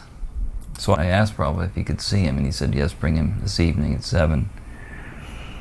And so I explained to Prabhupada that he had this concern because he was being sued by the parents. And so Prabhupada began to ask him so many questions, to get all the details of the story. And I was kind of surprised. Did you have insurance? Did you look both ways? I mean, he was asking almost like his attorney, asking him all the particulars of the case. And then after he heard everything, Prabhupada said, it's all right, no court of law will hold you responsible for this. You did everything you were supposed to do. And then this boy was completely relieved. It was then that Prabhupada actually began to seriously preach to him, and he began to tell us a story about Werner von Braun, the V2 rocket scientist from Germany that had come over to help develop the missile program in this country. And apparently Werner von Braun in an assembly of scientists had stated that he thought the whole purpose of science is to prove the existence of God. So Prabhupada was making arrangements that some devotees would bring him copies of his books. Then he began to explain how the universe was like a machine, and that God was ultimately the driver of the machine. So then I got excited. I said, Prabhupada, this is wonderful. I said, he's such a famous person. If he becomes a devotee, then... And then he cut me off. He said, we're not interested in speaking to him because he's a famous person. He said, we are interested in speaking to him because he's come to the right point. He said, that is our interest. So he immediately corrected me that he wasn't cultivating the man because he was famous or that he could do something for us, but rather because he had actually come to this serious point of inquiry. One time when we had a big ceremony in the temple, the little girls that you see here, I had many of them, over 20, and they all had to behave properly, and it was a bit of a chore to do it, and one of them started crying, and I actually had to take her out of the temple room and put her in a classroom. And then later, after Srila Prabhupada finished his program in the temple room, he was headed to his own quarters, and usually he went directly to his quarters. But instead, he stopped in front of one classroom, the classroom that I'd put the child in, and there was no way that he could see through the door to see that there was anyone in the classroom. It was a solid door, but he opened that door particularly, and when he opened it, it bumped right into the child who had fallen asleep in back of the door. And then she quickly got up and paid her obeisances, and I'll just never forget that compassionate look on his face, seeing this child's tear-streaked face and frumpled clothing from laying on the floor. And she sat up with her hands folded, and he touched her head. And that one gesture of Srila Prabhupada, giving love to this child who I'd had to have removed because of her behavior, taught me more than anything, because Srila Prabhupada was so warm and so personal. Then I realized that if I'm following in his footsteps, I better at least try to become a little like that myself. There was a garden off to the side of the temple that had been made quite a nice place with a little fountain and a lot of tulsi plants, and he used to have evening darshans out there, and the devotees would read from Krishna book. And at one point Brahmananda was reading from the Krishna book, The Kidnapping of Rukmini. And in the middle of the story, in the part where Krishna actually grabs Rukmini and makes off with her, Prabhupada suddenly sat upright and eyes got very big. He said, yes. And as they were driving away, he said, she was driving the chariot. And he made like this gesture, like holding the reins. She was driving the chariot, not that she was just some weak woman not able to do anything. She was actually driving the chariot. Because he got so excited about that, I went and looked it up in the Krishna book to see if there were any details like that, but there weren't any. So apparently he had some kind of inside track on this particular pastime. Prabhupada chanting in the temple room in front of Radha Kalachandji. I'll never forget this. Prabhupada got into chanting the Mahamantra over and over and over, and the devotees absolutely went wild. It didn't start off wild. It started off as normal chanting. We were all sitting down. But it just got to a point where it was building up to such a fervor. Everyone was like running back and forth between Radha Kalachandji and Prabhupada at the other end, because it's a big temple room. We went back and forth, and it just seemed like it went on for an ecstatic eternity. And then at one point I stopped and looked at Prabhupada chanting sort of over on the side so I wouldn't get, trampled because it was a rather wild group. But I remember looking at Prabhupada and I said, this is the whole reason he has come, simply to chant the holy names. And I just have this picture in my mind of Prabhupada chanting. I'd like to die with that picture.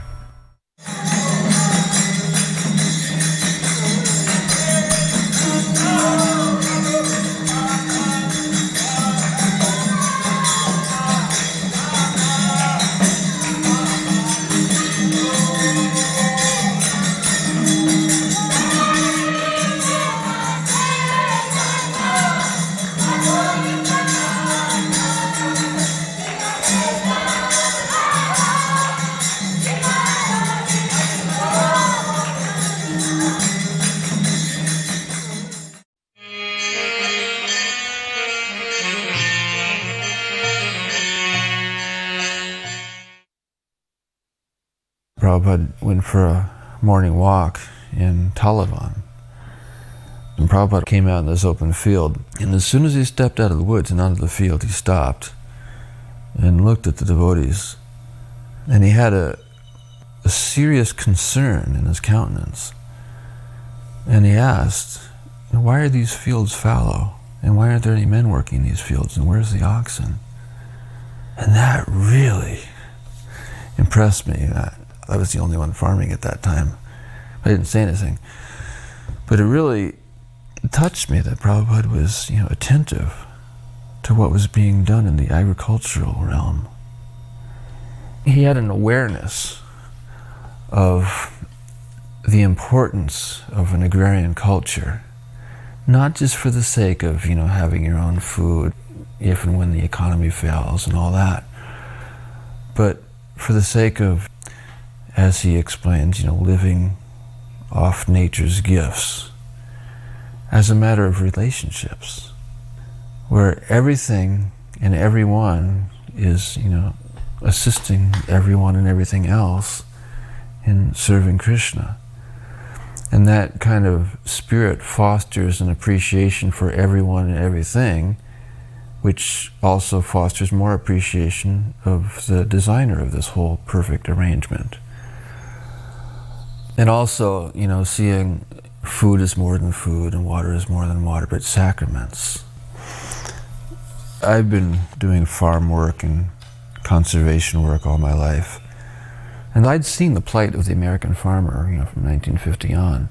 I saw the introduction of tractors and how they displaced the draft animals, from which came overproduction of food, from which came government paying the farmers more for not growing than they get for the crops, from the farms all going under, being bought up by the big exploitive farmers. So I saw this whole syndrome. And then I saw, by this concern, and it wasn't just a question, you could see in his face a serious concern that this would befall the devotees in New Vrindavan, because he was aware of this whole tendency and syndrome. His terminology, like, defining the tractor as the killer of the bull. if you're not seeing yourself as dependent on the land and dependent on the oxen, then you're not going to have the proper appreciation. You're not going to have cow protection on the level of what he defined as, the cows are jolly. They're not jolly unless they're contributing to society. So seeing these things that Prabhupada would pick up on gave me such an appreciation of the depth of his wisdom and the integrity of his understanding of all aspects of spiritual life. In the summer of '73 is when they started work on Srila Prabhupada's palace. I came in August. Right away I started working up at the palace. So when Prabhupada came in '74, there had been correspondence with Kirtanananda Maharaj and Srila Prabhupada about the palace, and Prabhupada kept on saying he was very anxious to come see the palace. And me and my godbrother, Gostavihari, we were the only two people that were working on the palace at that time. It was just some concrete blocks. There was no roof. It was mostly just a mud floor. I think they just started to lay marble in one room, and they only had like 2 pieces of marble down. And the rest, it was just, a construction site. Nothing at all really to look at. And Prabhupada, he got out of the car, and I remember he had a big smile on his face. And Kirtanananda Maharaj was showing him around the palace and saying, this is where the deity room will be, and from your study you'll be able to look at the deities, and this will be your bedroom and your bathroom. And Prabhupada was just smiling, beaming. And he was taking his cane and poking it on the walls, and he'd poke the door jamb, making sure things were solid. And there was a pile of cement that just had some plastic over it. And Prabhupada said, you should cover this better. Me and Gostavihari were there. We thought, why did he say that? It's perfectly covered with plastic.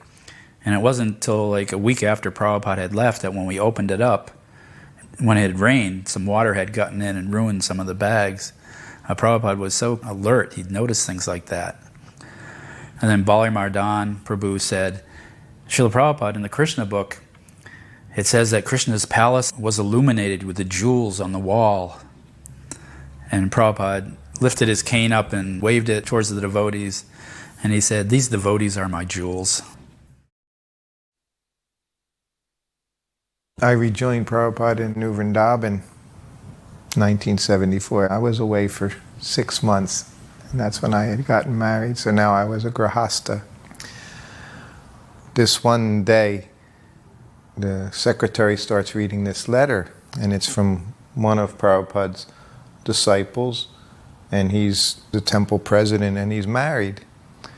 And in the letter, he asked Prabhupada if it's okay if he gets a divorce and remarries. In the same paragraph, he asked this question. So I'm just rubbing Prabhupada's back and listening, and Prabhupada gave his permission and said, yes, that's okay.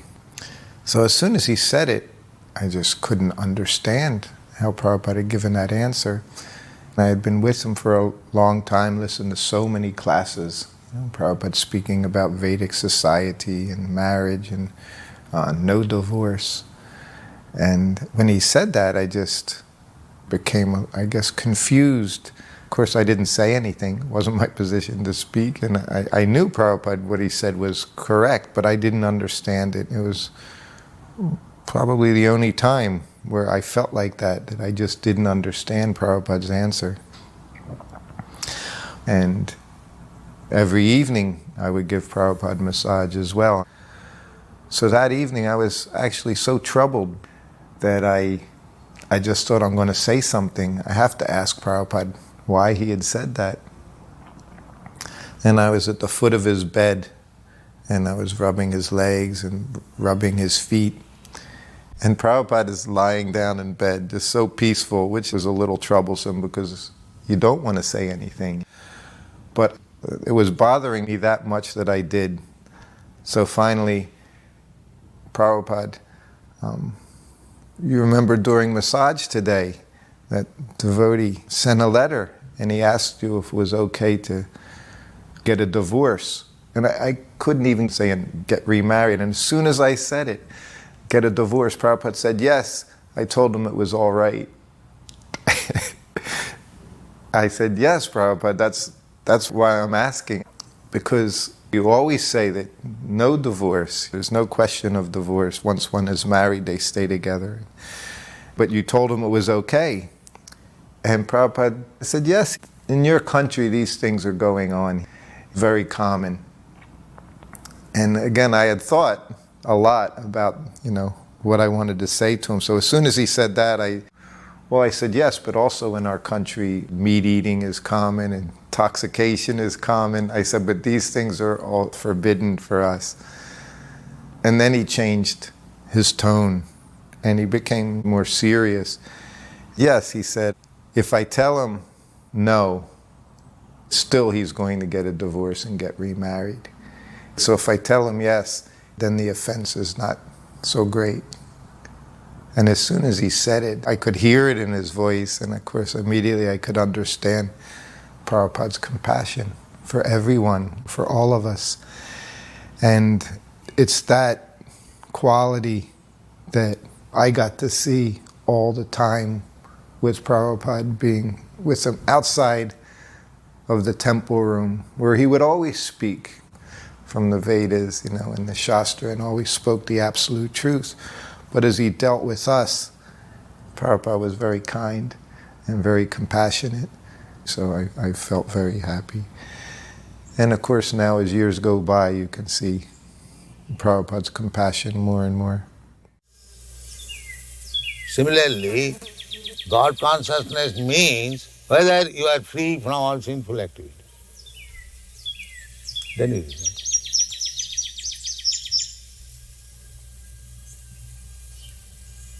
A God-conscious person will not be inclined to any sinful activity.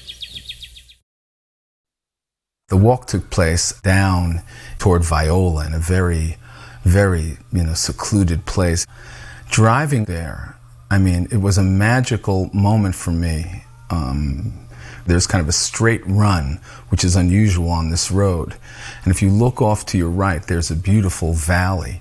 And on this particular morning, that valley was completely filled with fog. So much so that the ridge tops in the distance all looked like tiny islands floating out in a beautiful white ocean. And the sunrise was coming up behind those islands, a beautiful bright orange sun. And as I looked out at that spot, I thought it was the most beautiful morning scene that I had ever seen in my life. I've lived in the community here for 35 years, and I have never seen the beauty of that morning when Srila Prabhupada was here.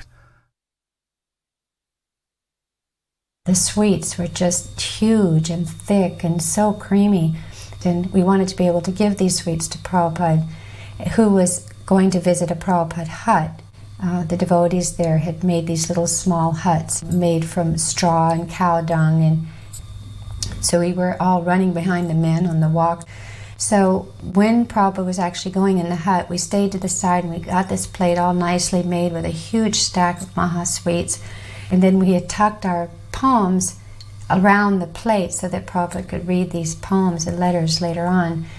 They were all from the Sankirtan Matajis there on the party. And so we were standing beside one of the windows, and I was thinking, oh, Prabhupada's going to give them all out and I'm not going to get one. So as if he just read my heart, he looked directly at me and pointed his finger and held up the milk sweet that he had just bitten, and it was passed through these devotees right to me, and I was just like shaking, and I could barely put the sweet in my mouth because I couldn't believe that. How did Prabhupada know that I was just feeling that if I couldn't have his personal association, maybe I could just have some connection with him? And so this was his way of giving me a moment of his association. When the word got back that certain persons had been chosen to go with Kirtananda to meet Prabhupada at the airport, I wasn't the one.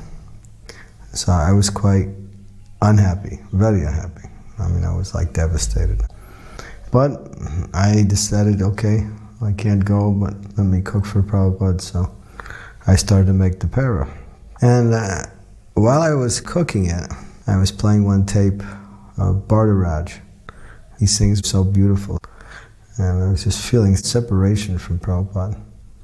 So I was just crying and cooking at the same time, which really doesn't work so good. And so I had finished the para, and then I looked at it and I realized that this doesn't look like good para. The texture was off, the color was off. So I thought, well, I can't offer this to Prabhupada. So let me offer what I had made for the deities. They were nice. So I put that aside.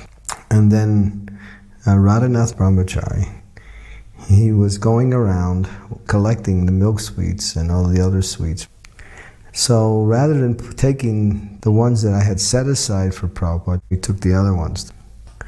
So when I came back, I realized what happened. I said, oh God. I was thinking, Prabhupada's not even going to look at them. They're just so bad.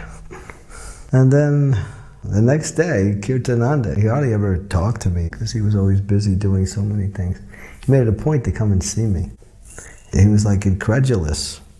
He looked at me, he said, I saw Prabhupada do something that I've never seen him do before. He ate 3 of your para, one after another.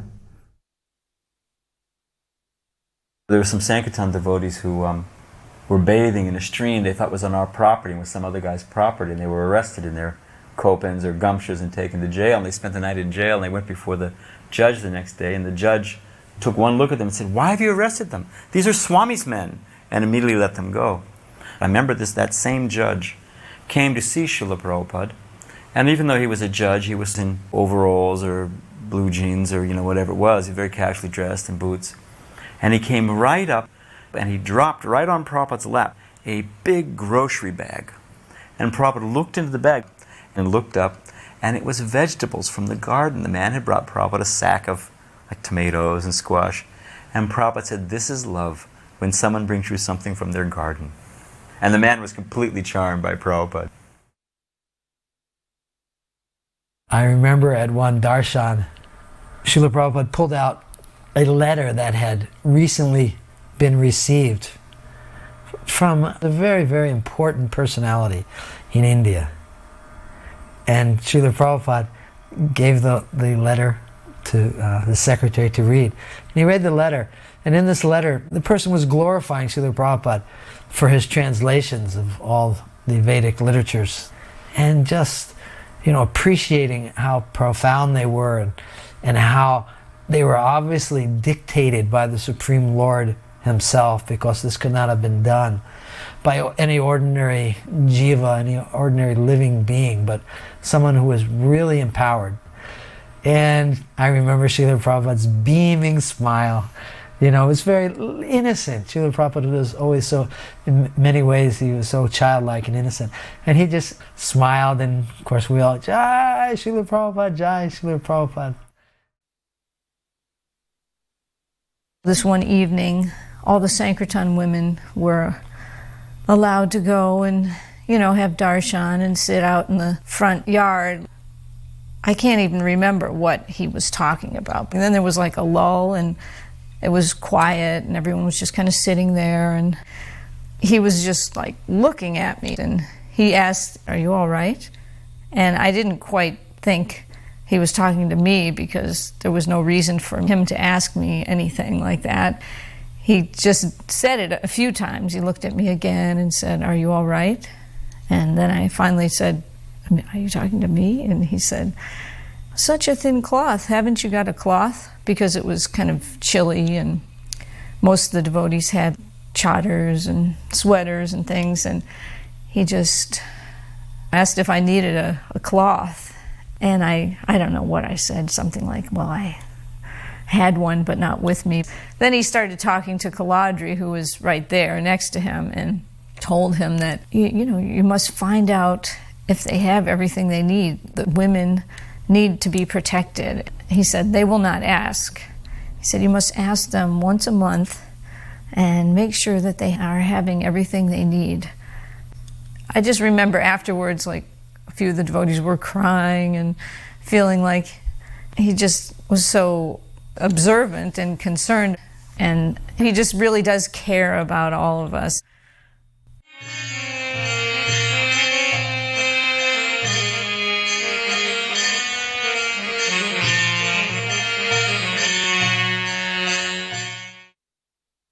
invited to go on a morning walk with Prabhupada, Mahara and myself, because we were the top book distributors amongst the ladies. So we got to go to the Brooklyn Botanical Gardens, and it was Brahmananda, Hridayananda Swami, Bali Mardan. So Prabhupada was saying to them, I had a dream, and I dreamt that we had a boat, and I traveled with 25 sannyasis and 25 brahmacharis all over the world in this boat. And then Bali Mardan said, I have some boating experience. And Brahmananda said, yeah, I also have some boating experience. Maybe we can go with you, Prabhupada. So they were laughing when they would like to go with Prabhupada on that boat to travel all over the world and in each port have Sankirtan. I was doing my surgical residency in Rochester, New York. Devotees were coming to us from Buffalo Temple, and we heard that Srila Prabhupada would be coming for a day in New York City. So we drove to New York City almost 300 miles and went to Henry Street Temple in New York City. Srila Prabhupada was there. We listened to his class, then we were escorted to his room, his darshan room. And afterwards I asked Srila Prabhupada a question that I have been chanting for a couple of years, but my mind goes hither and thither when I chant, how I could curb my mind. And Srila Prabhupada told me that you concentrate on the holy name and go on chanting, and by the power of the holy name, you will be able to overcome your wandering mind. So I took that instruction and I applied that instruction to some extent, and there was definite improvement in my chanting because of that instruction.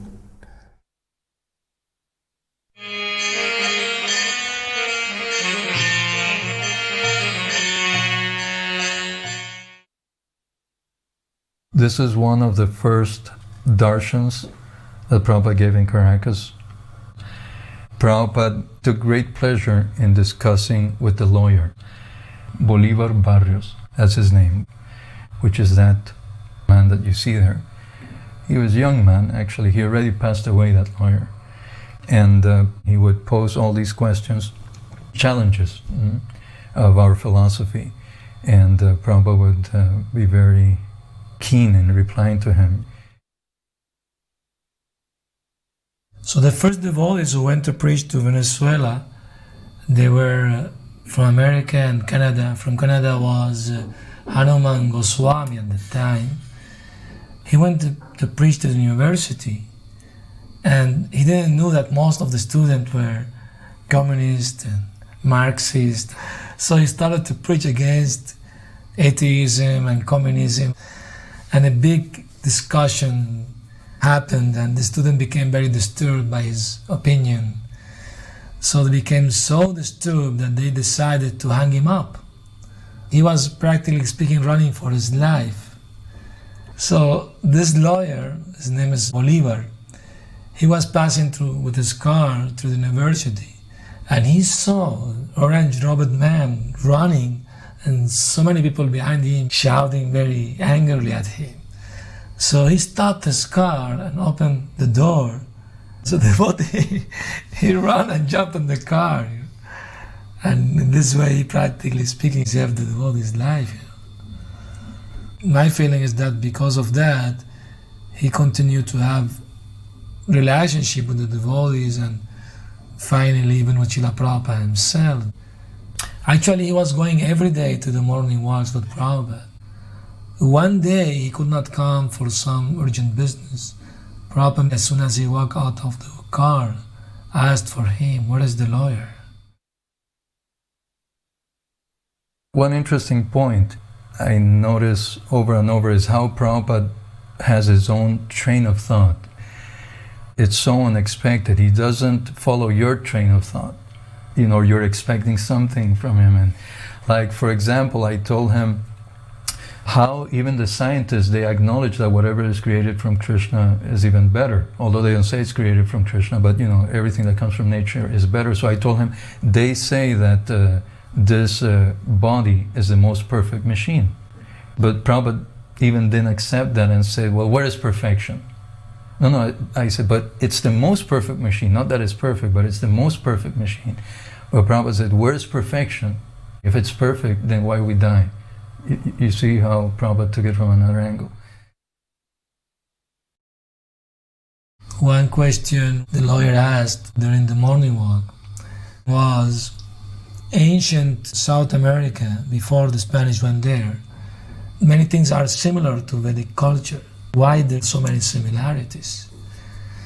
And Prabhupada told him that actually in previous ages all the planet was following Vedic culture, and that gradually faded up, Only in India, small amount of that culture is still there, Prabhupada said, but practically speaking all over the world is vanished.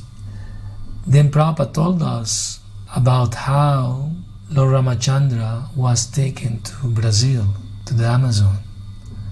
That was Maharavana's capital, Ravana's brother.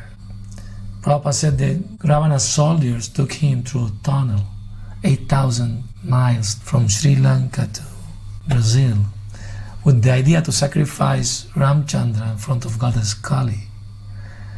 So Ramchandra told them, I'm a prince, I don't know how to bow down, you have to show me how to do it. So all the demoniac soldiers bowed down, and Ramchandra took advantage, take the sword and chop off their heads.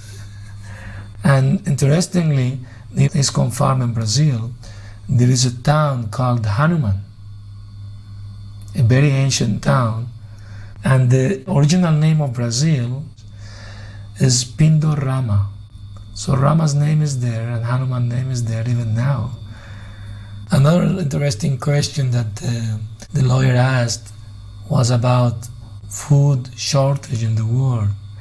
He said, what our movement proposed to solve this problem? And Prabhupada pointed to a tree. There was a small bird eating a fruit in a branch. And he told the lawyer, you see that tree? You see that bird? Krishna is feeding this bird. Krishna is feeding all the living entities. So there is no scarcity of food. The only scarcity in this world is lack of God consciousness or Krishna consciousness. And we're trying to give people, especially if the leaders take it up, then all this artificial problem of food shortage will be solved immediately. Then Vrindavan Maharaj said, oh Prabhupada, we have also our food relief in Mayapur. This can be done also here in South America. And Prabhupada said, why not? But it should be prasad, not ordinary food. Because if you give them ordinary food, they will become more lusty, more materialistic. It should be prasad. We're on an airplane from Mexico City to Caracas, and Prabhupada started taking his puffed rice and peanuts. He ate for about 10 minutes or so, and then he just looked and said, okay. So I moved the puffed rice over, and I gave half to Paramahamsa. The other half I had in front of me. And after a few minutes, there was this stewardess. She's walking down the aisle, and she stops right in front of us, and she reached over, put her hand in my plate, and grabbed a handful of puffed rice, and threw it in her mouth. And she says, oh, this is wonderful. What is it? And I said, oh, puffed rice. And she says, why are you eating this? And I said, well, we have our own diet, and we're vegetarian. And she said, oh, is there anything else I can get you? And I looked at Prabhupada, and he just looked at me, said, hot milk. And she said, fine. So after about 10 minutes, she comes back with 3 plates. And she left, and I turned to Prabhupada. I said, Prabhupada, that's amazing, isn't it? And Prabhupada just said, no. He said, women, they have natural propensity to serve. And of course, I was thinking it was amazing that she took Prabhupada's Mahaprasadam right off of my plate. Somehow or other, she got what all of us were just mad after, was Prabhupada's remnants. So when I travel, it's always one of my favorite stories. So one day I was giving class and I told the story, and after class a devotee boy came up to me and he said, that's an amazing story. Can I tell you Sankirtan's story? And I said, yes. He said, we would go out to the villages far from all the cities in Brazil and different places. You have to go by 4-wheel drive. And one day, we were in the rainforest, really far away from everywhere, and we found this village, and we did our Harinam. And then he said we began going door to door to distribute books. Then I went to this one house, and I knocked on the door, and a woman answered and tried to distribute books. And as soon as she saw me, he said I was in Dodi and Kurta, and she invited me in. I went in and I started seeing there were pictures of Krishna on the wall, and she had an altar, she had deities, and he was so surprised. And then he said, "You're a devotee?" And she said, "Yes, yes." "So wonderful to see a devotee," she said, "here." And he said, "Well, how did you become a devotee?" And she said, "Well, the first time I met devotees was I met Prabhupada on an airplane. I was a stewardess." So this was the woman. It was 10 years later. From that time, after she took the Mahaprasadam, then she met devotees again and got a book, and that was it. That was the beginning of her spiritual life. Just seeing what Prabhupada has done, it's mind-boggling to understand how Prabhupada has made devotees. And it just goes on and on. When Prabhupada arrived in Caracas, we were extremely happy. We greeted him with flowers. We escorted him to his Vyasasan, and I had the task to wash his feet. Nobody had instructed me how to do this. I just saw the ingredients, the yogurt and the milk and the ghee and honey and so on and water.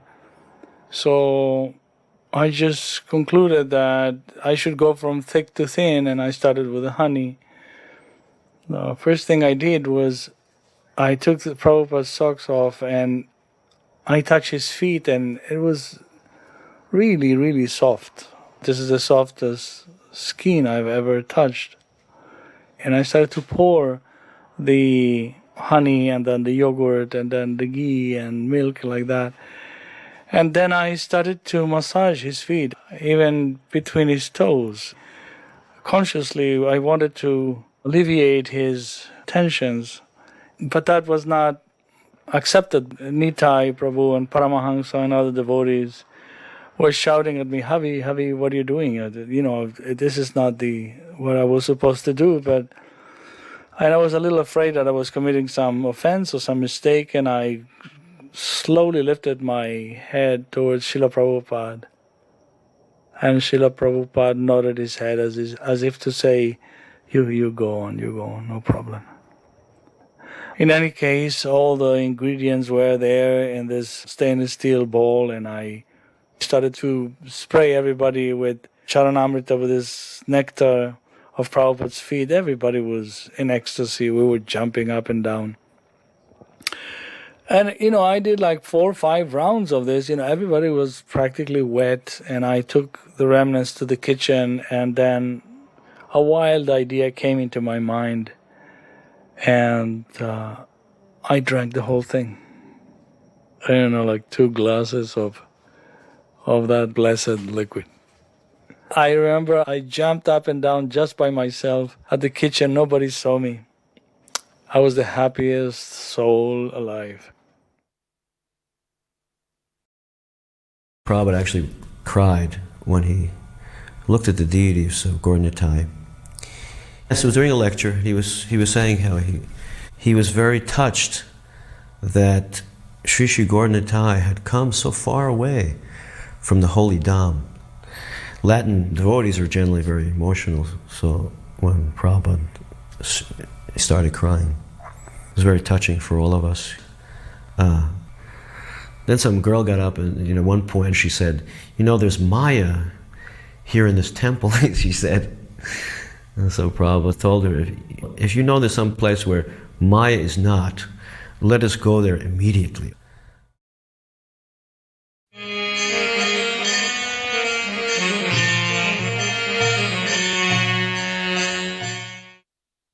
When Prabhupada arrived at the airport, it was a very ecstatic moment for me because I saw Atlanta Airport as being a place where Prabhupada performed his pastimes So I always connected book distribution with Prabhupada performing his pastimes, because I knew that that service meant so much to him, and I always felt his presence when I was distributing books. And having him in the airport, the place where at one time more books were distributed than any other place on this planet, was very ecstatic, because to me it was the Dham. And there he was in that place. It was overwhelming. I was just so ecstatic. In order to let the devotees get to the temple first, I took a long route. So we drove through this excellent neighborhood and then came to the temple. The devotees had already arrived, and there was this ocean of devotees, all in complete ecstasy with their hands, reaching up to the Vaikuntha. And Srila Prabhupada just beamed from ear to ear, just beamed. You could feel it in the car. You could just feel the ecstatic energy emanating from him. So as the car pulled up to the temple, Prabhupada got out, and no one's feet were on the ground. It was like, the part of the Bhagavatam where it describes in Maharaj Yudhishthira's kingdom, no one felt anxiety, no one felt the pain of hunger or thirst or separation from relatives or all these things that we are constantly disturbed by. At that time, no one felt it. You did not feel the pain of being in the material world. It was Vaikuntha. And Srila Prabhupada was the conductor of the orchestra, and we were all members of the orchestra playing our different parts. In Atlanta, Prabhupada began his lectures not by singing Jai Radha Madhava, but by singing Parama Karuna, Pahundwijana Nitai Gaurachandra, in a very slow, moving melody. The temple was not large, so it provided an intimate setting. And there, Prabhupada gave one particular lecture, which I'll always remember. The lecture only lasted 3 minutes. I was sitting right in front of him, and he began to explain how Lord Chaitanya, Lord Nityananda are so merciful. They're giving Krishna, although no one knows who is Krishna. And he urged, take shelter of Lord Chaitanya. As he was speaking like that, his voice full of wonder and devotion. Just 2 minutes into the lecture, his voice began to crack, and as I sat in front of him, I saw the tears shoot from his eyes like coming from a syringe. And then Prabhupada just stopped speaking and, without another word, climbed off the Vyasasana and left. And devotees who were with him when he went to his quarters said he didn't speak at all about what had happened. On Monday morning, Tamal Krishna Maharaj took all of us, about 80 devotees, there were 3 bus parties who had converged on Atlanta to see Srila Prabhupada. We all went into Prabhupada's room. Prabhupada started to lean against his bolster, and he spoke about brahmachari life. And he said, my Guru Maharaj, Bhaktisiddhanta Saraswati Thakur, loved this brahmachari life. He said, you can sleep anywhere, but if you get married, then you have to get an apartment, and so much trouble. So when those 3 words came out of his mouth, my jaw dropped. I was like shocked. I thought, he's trying to save us. He's trying to save us. Then his smile went off his lips, he became grave, and his eyes became deep, and he said, so the senses will bite. They will demand satisfaction, he said. Then he pointed his finger at us, but you preach. Then he put his hand up, and you pray to Krishna. And Krishna can make this itching sensation go away. And he flipped his hand. Poof. But then his hand went like this. But if it does not go away. And he pointed in the back of the room was standing Gadidas and Ajadas. Then like them you can take. He did not insist that we remain brahmachari. But my Guru Maharaj, very much like this brahmachari life. And that's how he ended his talk. And as soon as he ended it that way, I thought, that's it. No more questions. That's what I'm going to do. I was completely convinced. And the crux of his conversation was, preach! That was the most impressionable thing of my entire devotional life. When Prabhupada saw this Gauranitai, he named this New Panihati Dham. And then also I presented an outline of a book, Life in its Origin, about 12 to 14 chapters in this book. And Srila Prabhupada approved all of them. And then Prabhupada said, but you should have one more chapter in this book. So the title was, Original Life is Lord Krishna.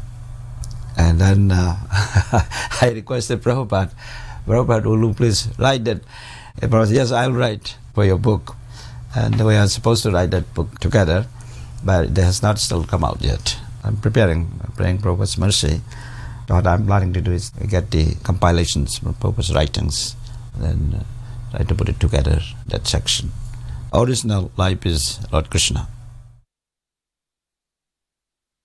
You know that when one goes to see the spiritual master, one should have an offering. And so we found a wonderful old photograph of his Guru Maharaj, and we put it in a frame, and Kim beautifully decorated it with pearls and gold paint. It was quite attractive. He had entered the room and was sitting at the end of the room, and on either side were all the senior devotees and sannyasis. And Prabhupada looked to his disciples and he said, where is my Guru Maharaj? There was no photograph of his Guru in the room. I didn't realize that this was Bhaktisiddhanta's appearance day. And at that very moment I walked up to him, approached him, and handed him a picture of his Guru Maharaj. Prabhupada put his hands in a namaste pose and just bowed his head a little to me in gratitude. It was just a wonderful opportunity for me to be able to present something to Srila Prabhupada. He was always so gracious to me. He always treated me with such affection and respect. I was not qualified for anything, yet he always gave me everything. After Prabhupada arrived, he had darshan, and I was invited to come up. I had my son with me, and I walked in, and Prabhupada said, who is this? I said, this is my son. And he said, this is a very nice boy. I want you to take care of him and take care of your family. And I was thinking more about book distribution because that was my service. At the time in the movement, family life was not something that we really thought about. So later on, my son and daughter were put into prison. It was when that happened, I went back to that, and I heard that clear from Prabhupada, take care of your son, take care of your family, and I realized that I'd failed in that effort. So for 5 years, I did some soul searching. I wanted to really understand the true meaning of family. So I just felt inspired to try to establish an organization to deal with the issue of family. The organization that I've established, it's called Save the Family Foundation. The first thing that we try to do is establish the fact that God has to be the center. And if God is in the center, then there is a foundation on which to build the family on. And I've been able to do that, and now my son and daughter are doing very well. They're living productive lives. And going back to Prabhupada's instruction, that the way to really please my spiritual master is to take care of my son and take care of my family. So I've dedicated myself to that mission. When he offered arti to Bhaktisiddhanta Saraswati, I was looking from a great distance, and all I could see was an ocean of saffron and dundas. And being in a woman's body, I was so frustrated because I knew I wasn't going to get to see Prabhupada offer the puja, and I was Gaurnitai's pujari.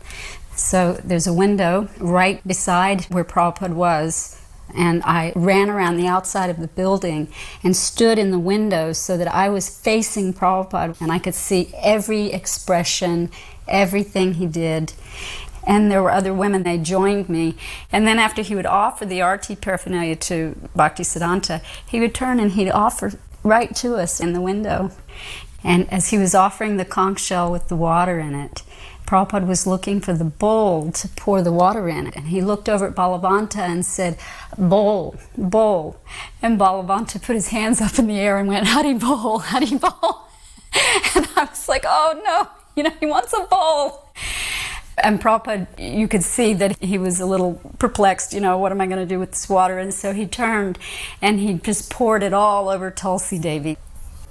And Balavanta said that Prabhupada asked him, who has dressed the deities? And he said, Titiksha. And he said, very nice. So when Balavanta told me, it's like at least I can take that with me, that I pleased him at least once.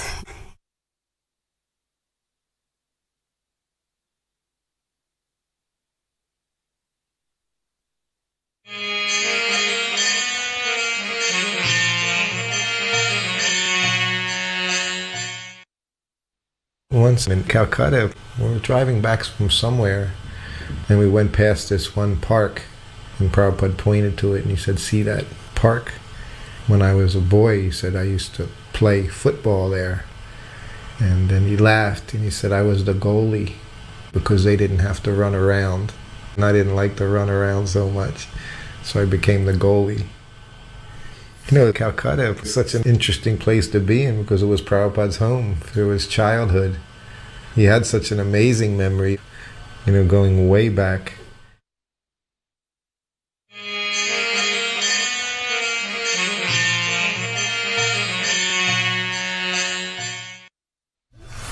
I remember the first time going to Mayapur with Prabhupada.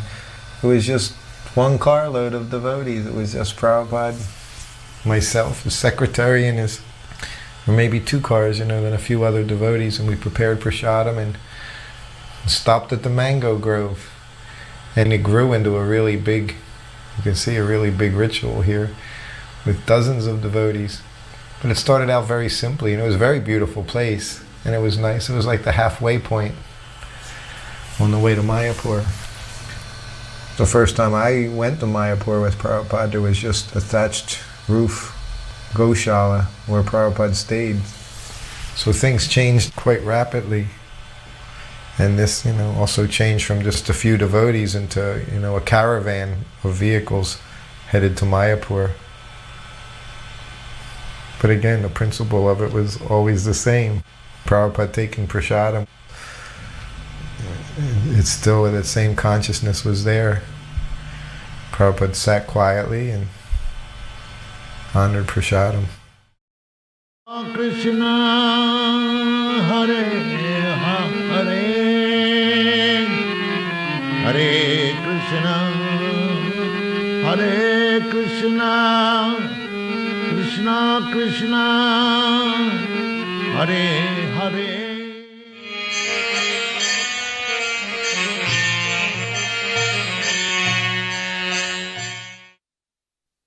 1975 was the first year that everyone practically who was a devotee for some time got to go to India.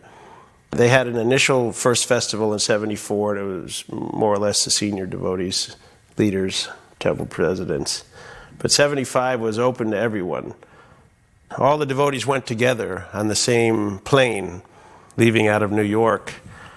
We all sat together. The middle section was all devotees, New York devotees and the other cities nearby. During the flight, we would have kirtan because we loved kirtan. And the devotees would get in the aisles of the plane and we'd be jumping and chanting, and the plane would start to move back and forth, and the captain had to make an announcement, "Please take your seats so you're disturbing the plane." Prasadam was provided by the temple. We all brought packaged prasadam. And when we stopped in London, the London devotees all met us at the airport and brought us more prasadam. And this was Radha London Ishwara prasadam, and that was very special. And because most of us had never been to Europe before. And then we arrived in Calcutta. I remember them saying that this was the first 747 to land in Calcutta, Dum Dum Airport, and it was half full of devotees. It was an Air India flight. Because I remember on the inside of the plane, they had the depictions of the Rasa Leela as the decorations on the walls, Krishna and the gopis, and the stewardesses all wore saris. Everything was new, everything was fresh. We were all very happy because we were in the Holy Land and everything was transcendental. The Ganges was there, the birthplace of Chaitanya Mahaprabhu, the center of ISKCON. Prabhupada's desire was to have Mayapur as the world headquarters. And to be with all the senior devotees, all the sannyasis, to be with Srila Prabhupada. Most of us had come from smaller temples.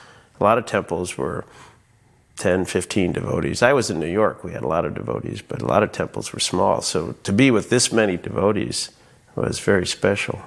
And just nonstop classes with Prabhupada, going to special holy places, bathing in the Ganges, reading the Chaitanya Charitamrita for the first time. This was like a trip to the spiritual world. It was something very special. Srila Prabhupada, when he would come, it was such a momentous occasion for everybody. I mean, the devotees would be waiting and waiting, and he'd come in a caravan of cars. I remember that sometimes there'd be lookouts on the top of the building watching to see when Prabhupada was coming. And then when you could see him, his car coming around the corner from a distance, they'd set off a firecracker. And then everybody know that Prabhupada was coming and start blowing conches and running. And when the news came, sometimes the devotees would run out several hundred meters from the temple to receive Srila Prabhupada, and then walk with him with a huge kirtan, and then accompany Prabhupada all the way to the temple. It was announced what time he was arriving and that we should all go down to the gate to greet him. And I'd never seen the temple like so beautiful as they had it ready, for Prabhupada's arrival. I mean, every morning, halfway through japa, just before the greeting of the deities, they would clear everybody out and then they would clean it really nice. But the day that Prabhupada was arriving, I remember that Bhavananda had put whole banana trees on either side of the deity room with Radha Madhava and Mahaprabhu. And it just is incredibly aesthetically beautiful. It was so clean. And then, of course, Prabhupada didn't arrive on time. There was some communication problems. So finally they heard somewhere where Prabhupada had stopped and, a new time he would arrive. And when he arrived, you saw all the cars coming up the road. Of course, there was always a problem for the ladies. The men were like always really pushy about being up in front, and I remember always wanting to be like a little closer without, getting in and having a fist fight or something like that. But when Prabhupada arrived and he came in, I remember the car behind, Pishima was in it. And so she came in, and I never knew her or met her, and I wasn't even sure who she was, and then someone told me who she was. And I noticed how after Prabhupada offered obeisance to the deities, everyone crowded down around the Vyasasan. But Pishima came in and she went up by the deities and settled herself, and she was opening her bag and getting little things there. And so I went over and sat there and thought, well, this is very nice. I'm right here. Here's the deities. I can actually see Prabhupada. And I have no problem because I'm under a speaker, so I can hear him. So it really made the whole rest of the visit in Mayapur peaceful for me, because it wasn't really necessary to, physically get in a fight or something to try to squish right up next to him. Actually, it was a nice position. And I actually then got an appreciation of seeing Prabhupada surrounded by all the devotees.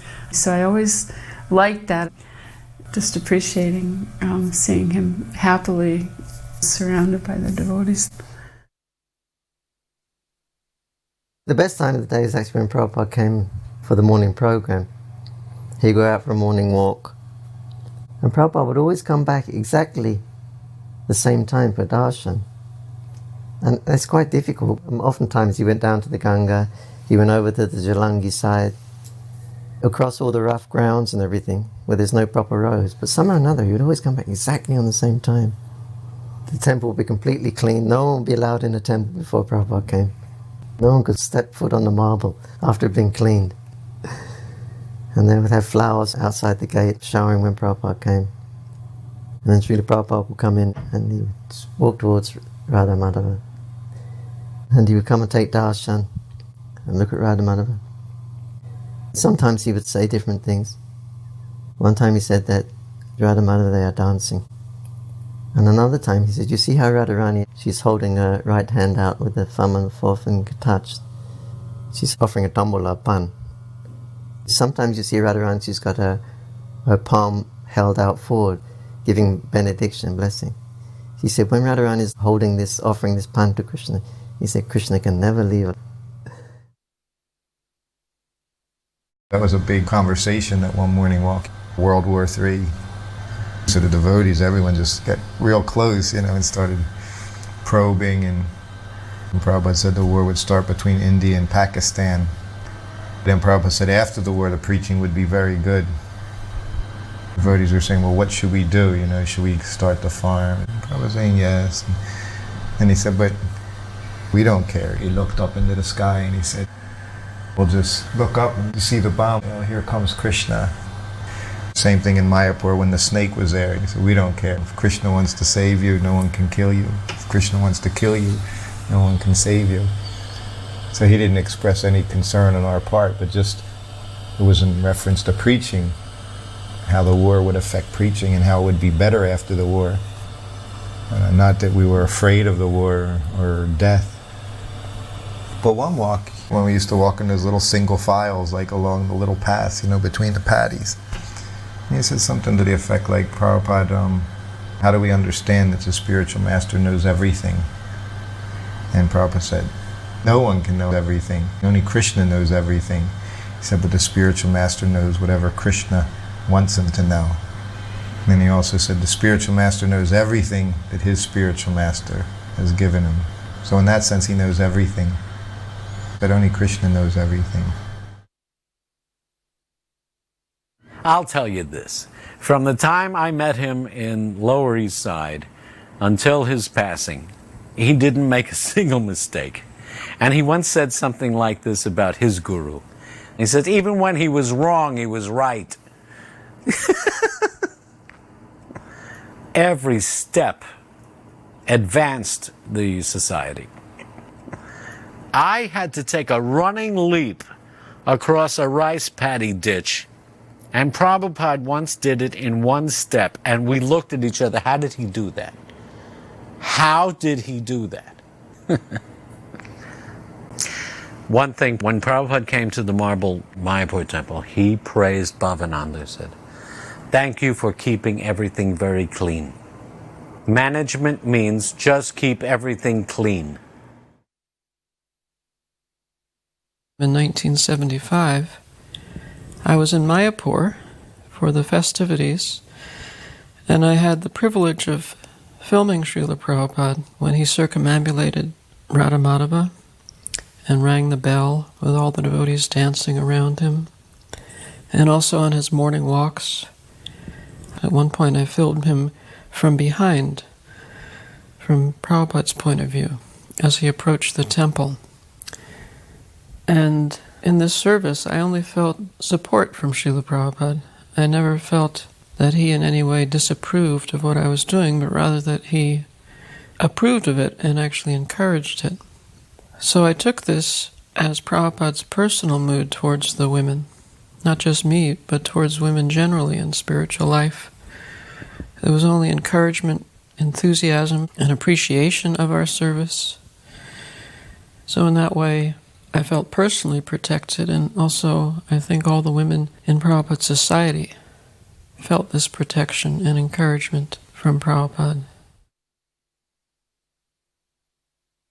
When Prabhupada would ring that bell, everyone would go wild. And it was as if it was a confirmation that we were doing the right thing by performing kirtan in Mayapur. Whenever Prabhupada would do something a little out of the ordinary, move, dance, express the ecstasy that we could feel that he was about, that kind of external confirmation of it would drive the devotees mad.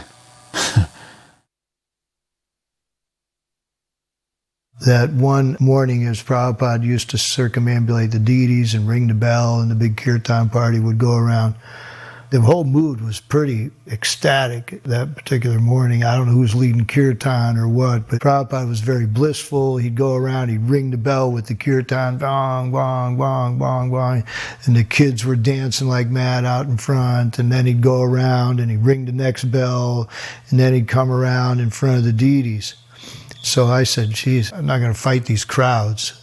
So I'm going to wait right here by this pillar in front of the deities, and then when Prabhupada comes around, then I'll be there to see him. And so sure enough, here comes Prabhupada around, and Brahmananda's there. And so Prabhupada stops in front of the deities, and he starts looking at the deities a little bit. And then he folds his hands in obeisances and does a 360, turns around, and the kirtan's going and going. And then finally Prabhupada all of a sudden lifts his arms up and starts dancing. And everybody just kind of went through the roof at that time.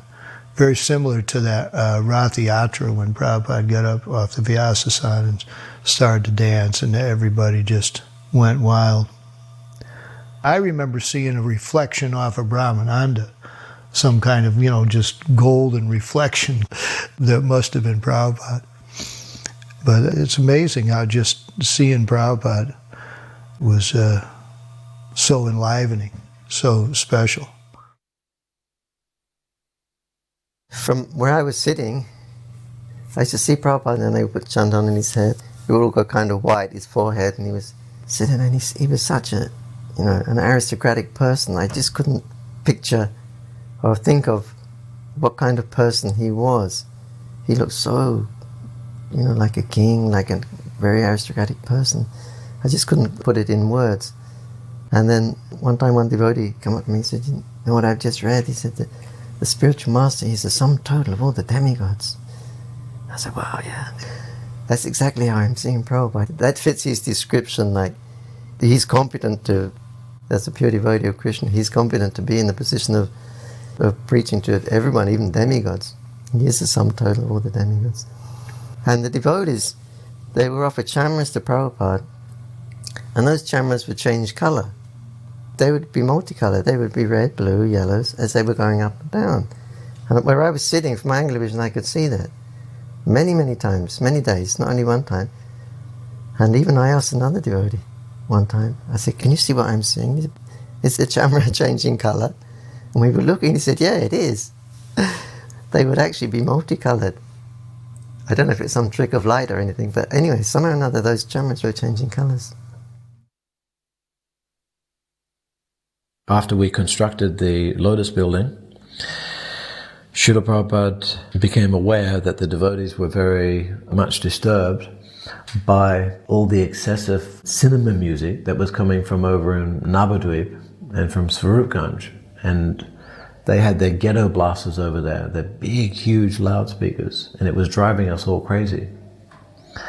It was really disturbing us. So Jayapataka Maharaj and Bhavananda mentioned this to Srila Prabhupada, and Prabhupada said, blast them back. You should blast them back. So Jayapataka Maharaj and Bhavananda put these huge big speakers on each corner of the Lotus building. Massive big things. And we played Prabhupada's bhajans and our own kirtans. And we really blasted them. So, because it's better that we listen to our music than their music. If we're going to get blasted, we may as well get blasted by our own music rather than get blasted by all their cinema music, mundane stuff. So they started to respect the fact that we were here then, and I think some kind of a truce came up. But there was a big sound war going on there in the early days. During the day, we would go on parikrams. Chutananda Swami was leading the parikram on each place and explaining about the importance of all of the holy places in Mayapur. And we would all come down Bhaktisiddhanta Road to the various spots and temples. For most of us, this was our first visit to India. Certainly my first visit.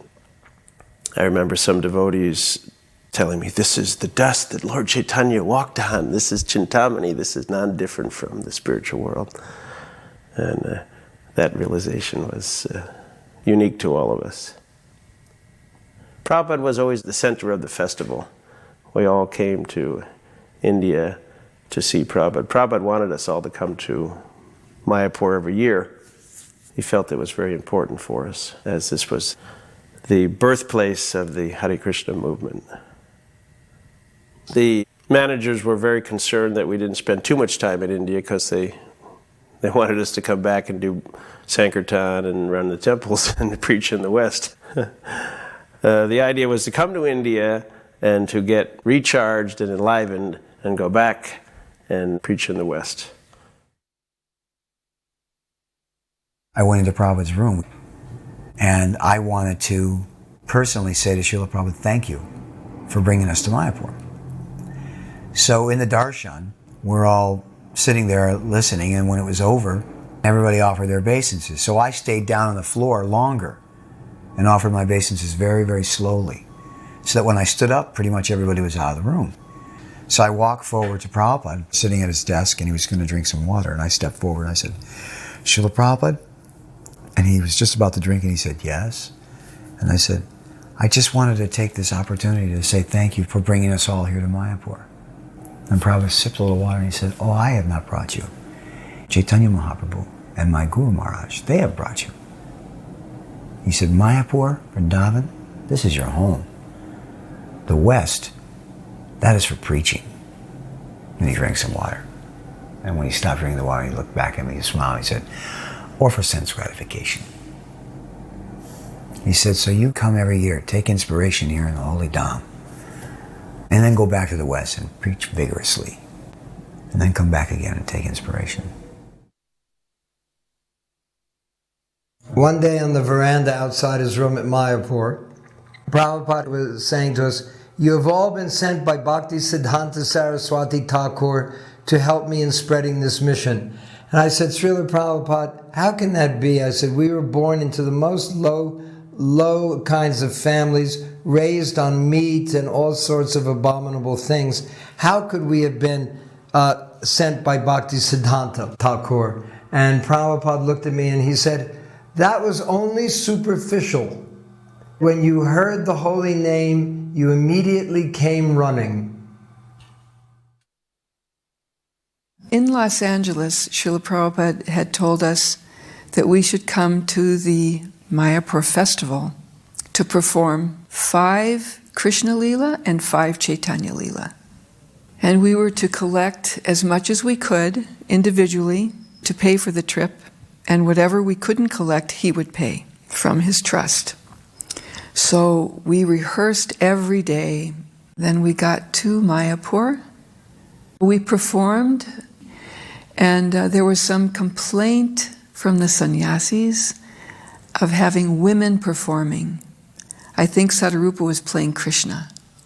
So there was a little bit of upset, and the performances were stopped. We didn't know quite what to make of that. It was a very difficult period because we thought, why doesn't Prabhupada just tell them that we're doing it anyway? Most of us just accepted it. But there was one of the members that had a really hard time accepting that and ended up leaving. One thing that I had learned up to that point, that sometimes Srila Prabhupada would make a decision that I couldn't understand, and I learned that the best thing to do is just to think, well, I don't understand it now, but maybe in the future I'll understand it. So just to be able to understand the fact that I don't know everything. With my rebellious nature, it was tough, but I did it. When I was cooking for Prabhupada, every day after he would finish eating, all the remnants, I'd put them all on a big thali, and I'd walk the 3 floors of the Lotus building where the deities were in. And everybody knew that time of day that his remnants were coming out. So everybody would kind of just hang out on the verandas talking. And the interesting thing was, everybody was so picky. No, give me this. No, I don't want that. Give me that. And this went on every single day and picking and choosing what they wanted. So I literally hated it, and it took me over an hour to distribute this. And one day, after, weeks of doing this, Prabhupada said to me, when you distribute my remnants, I want you to take everything and mix it. And I didn't say a word to him, how I was annoyed or bothered. So he said, mix it. I've kneaded it like bread. I mean, I was like, oh yeah. Poured them all in, and I mixed the shukta, the sweet rice, the dal, everything. And then I went around, and after 2 days of this, it'd be a ghost town. I'd be finished within 5 minutes, walking all the floors. So I would go back and I'd eat the entire plate. And it was absolutely like heaven. I loved it. I don't care if it was sweet rice or shukta. I mean, it was heavenly. And then after a few days, Prabhupada, I was clearing his plates at lunch. He looked at me and he's, picking his teeth and sitting there. And he goes, so, you are mixing? I said, yes, Srila Prabhupada, this is a very good system. He just, okay. I was very young at the time. I joined the temple at the age of 16, and with my parents' blessings, which was pretty unusual at the time, with their funding, managed to attend the first 4 Mayapur festivals, the large ones from 1974 to 1977. And as a young brahmachari, we all wanted to be with Srila Prabhupada as much as possible. That was the ideal. But there was a real conflict there because of the service that we had. Many times, especially those of us who worked behind the scenes in the kitchens and the service as pujaris and things like that, had these responsibilities which meant that we weren't able to take part in all the fun stuff of the festivals, and we were really integrated into the mechanism of what made the festivals happen in the first place. But what we discovered, the association with Srila Prabhupada, was in everything that we did. He had created the whole festival. Everything about being there was in some form manifested by his desire. All the different interactions with the public, the interactions amongst devotees, we were all there for the same purpose. So what I felt was that just by being there and just by participating, that it was fulfilling. It was something that was part of fulfilling Srila Prabhupada's greater mission, and as a result of that, it was incredible. It was actually a life-changing experience for me, and it gave me something that I've kept with me my whole life as far as perspective and direction. Prabhupada was speaking in the Bhagavatam class one morning. At a certain point in the lecture, he went into this kind of ecstatic trance. He was clearly very alert. It wasn't that he appeared in any way to be dozing. His eyes were just closed, and he appeared to be ruminating very deeply. But he was silent for a long time, and everybody in the temple room was dead silent. It was a very, very poignant moment where everyone was in utter state of attention, and nothing was being said. Everybody was just waiting for Prabhupada to do something, and nobody dared make a sound. And after what seemed like much longer, but was probably a minute or two, Hansaduta started chanting Nama Om Vishnupadaya, and just sort of broke the moment, and Prabhupada kind of shook his head and indicated to go on chanting. So then Prabhupada went up to his room, and then this big argument started, downstairs and outside Prabhupada's quarters with the different devotees. They were all speculating on what the proper etiquette was when your spiritual master goes into ecstasy on the Vyasa-san. Some devotees were saying we should have just sat there and waited for him to open his eyes again, and others said no, you should chant Hare Krishna, chanting Hare Krishna is always proper. So anyway, it went on, and disagreement was there, so then we just had Prabhupada. You would just go to Prabhupada and ask him. You could always get the final answer. We could fight, and no one would ever agree. So anyway, Brahmananda was his secretary at the time. So we went into Prabhupada's room, and he said, Prabhupada, You know, downstairs this morning when we went into ecstasy on the Vyasasan, and Prabhupada just looking, and he said, well, we were wondering what's the proper thing to do when you do that. And Prabhupada got just shy and humble and said, I don't do that very often. He said, no, Prabhupada, it's all right. But when you do it, he said, what should we do? Should we just sit there and wait for you? Or should we start kirtan? Should we start chanting? And Prabhupada said, you can chant Hare Krishna. And that was it. But we were so silly, you know. It would have been nice just to sit there, even if it was an hour, you know, it would have been wonderful. Because when Prabhupada went into ecstasy, you couldn't help but, on some level, feel ecstatic symptoms yourself.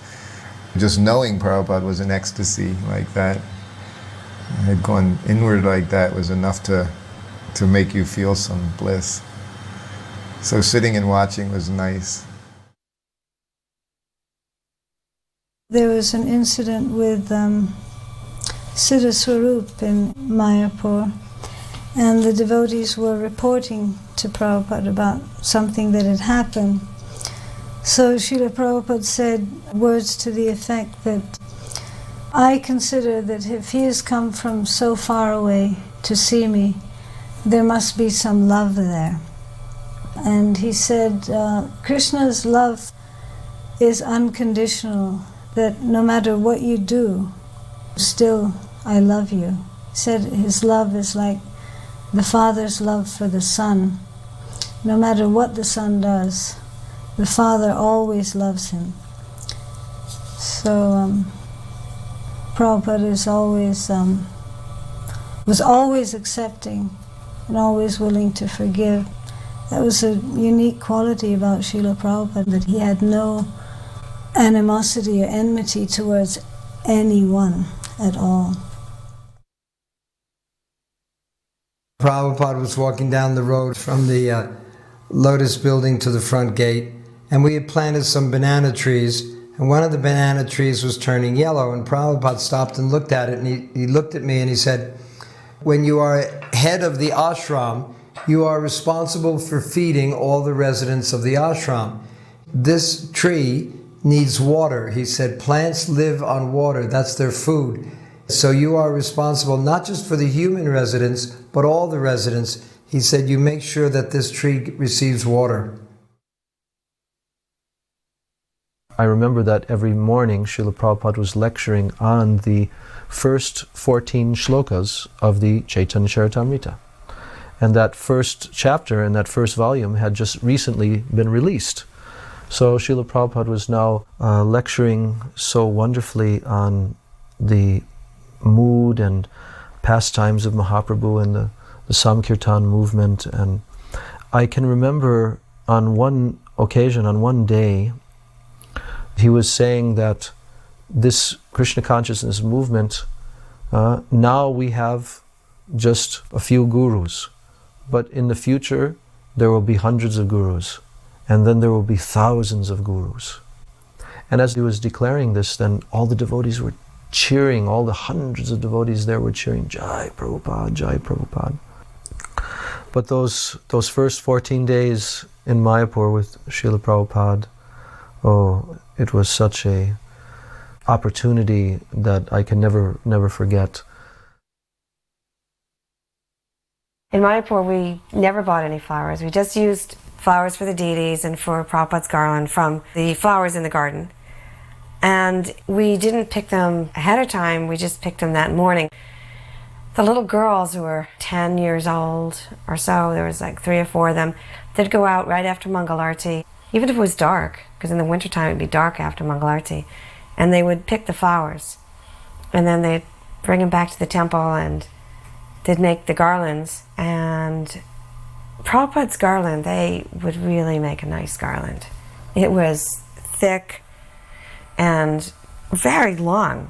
You know, sometimes they made them down to Prabhupada's knees. It was kind of hard for him to walk with such a long garland.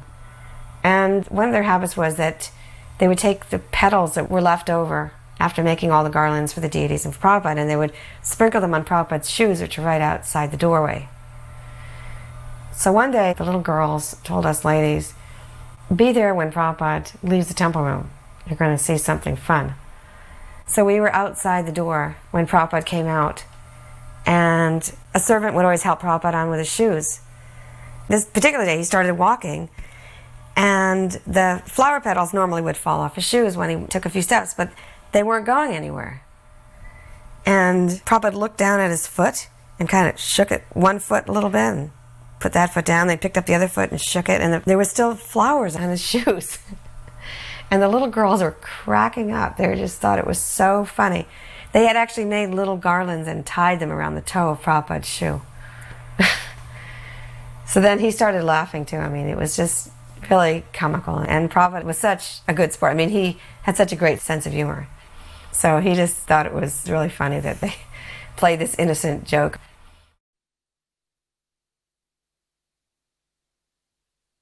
I remember one evening the Manipuri dancers came to perform in front of all the devotees and Srila Prabhupada.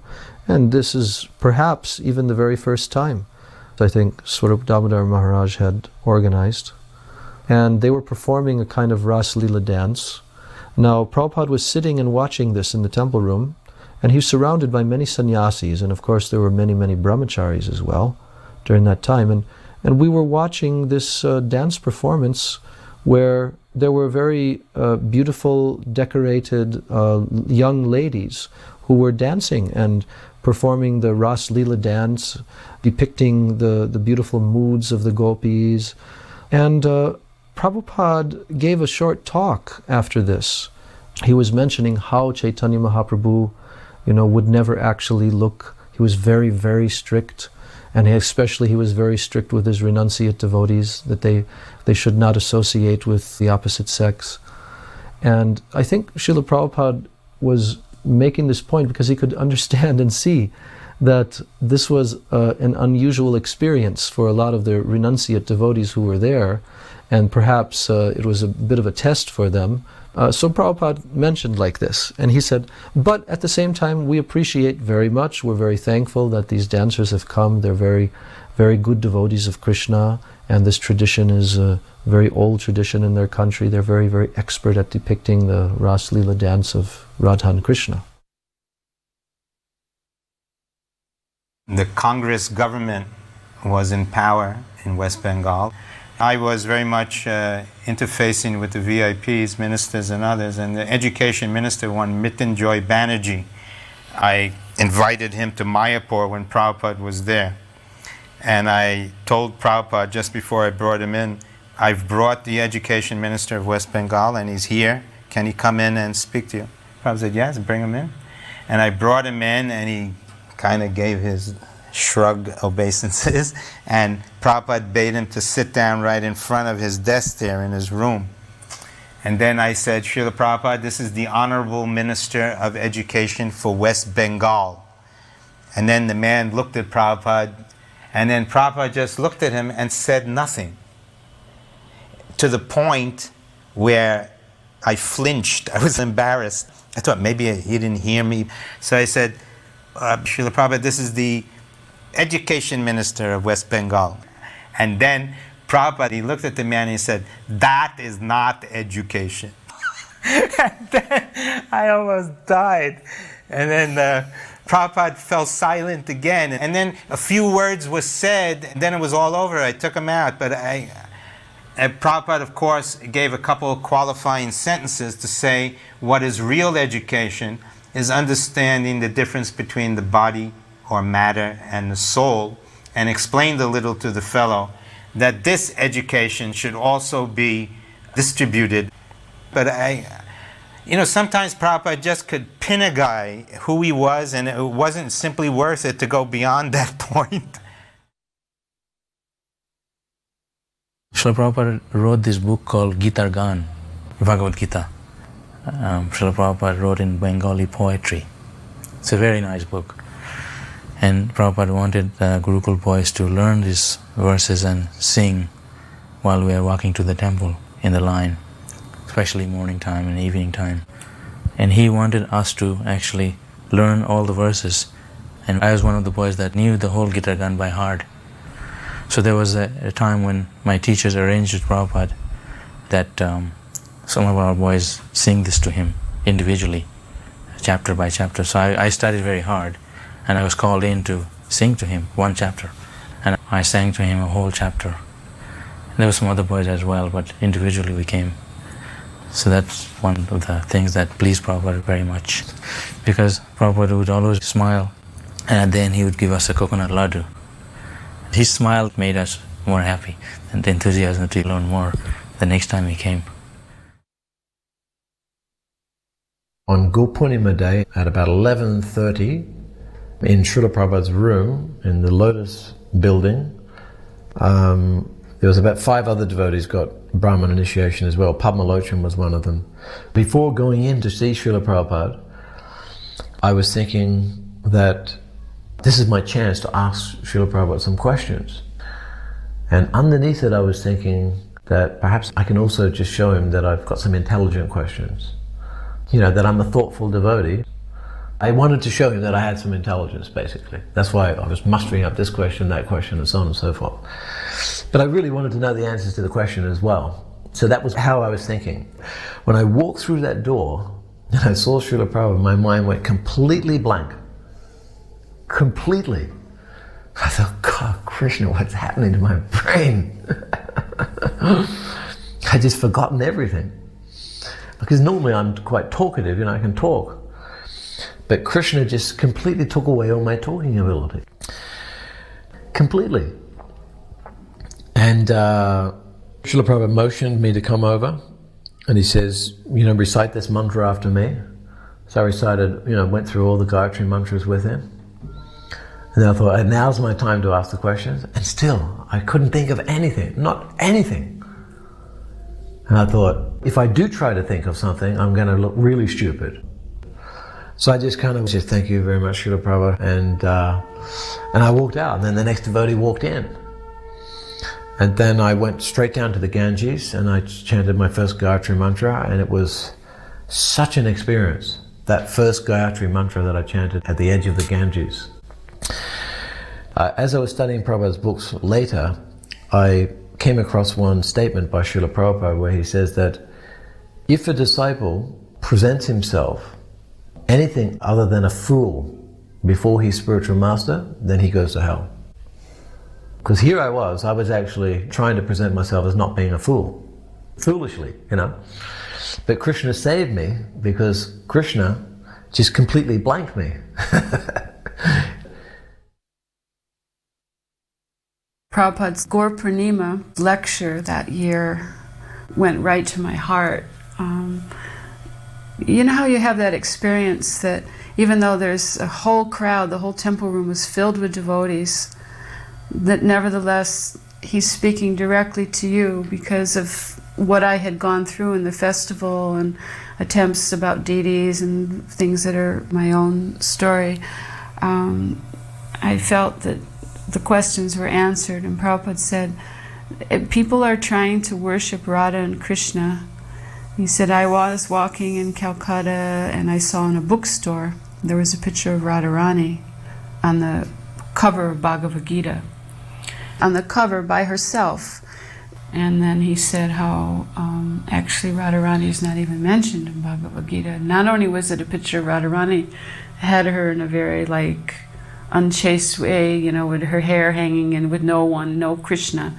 That was the cover of Bhagavad Gita. And he said, people want to worship Radha and Krishna, but they don't even know who Krishna is.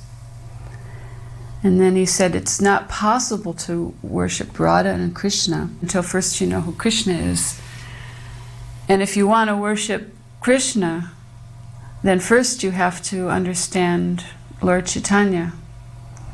And don't think that you can worship Lord Chaitanya without first worshiping Nityananda. And then he said, and don't think that you can worship Nityananda until first you follow in the footsteps of the 6 Goswamis. He would continue on. I mean, there was interviews. And then he said, and don't think that you can ever follow in the footsteps of the 6 Goswamis until first you follow the order of the spiritual master. Although we had, by writing, gotten permission to see about purchasing Radha Krishna deities, this was the idea, you know, coming to India. And I remember sitting in the audience and feeling like Prabhupada personally, in a most direct but nevertheless compassionate way, just kind of like put me in my place. First, you must follow the order of the spiritual master. And being put in my place was like so ecstatic because it meant that I actually had a place in Prabhupada's movement. I felt like the tiniest little dot of a space because that's how squished down I had been put, you know. After that, I just felt I belong finally. That was like the most ecstatic lecture that I'd ever heard. It was Gaur Purnim evening, early evening, and the moon was rising. So Lord Chaitanya's moon was rising. We were walking close to the mandir, and we just glanced up, and there was Srila Prabhupada outside of his quarters, and he had his arms on the balcony. His head was resting on the back of his hands, and he was just watching the moon rise. And we just immediately paid our obeisances, but it was just so beautiful to see him looking at Lord Chaitanya's moon in Mayapur.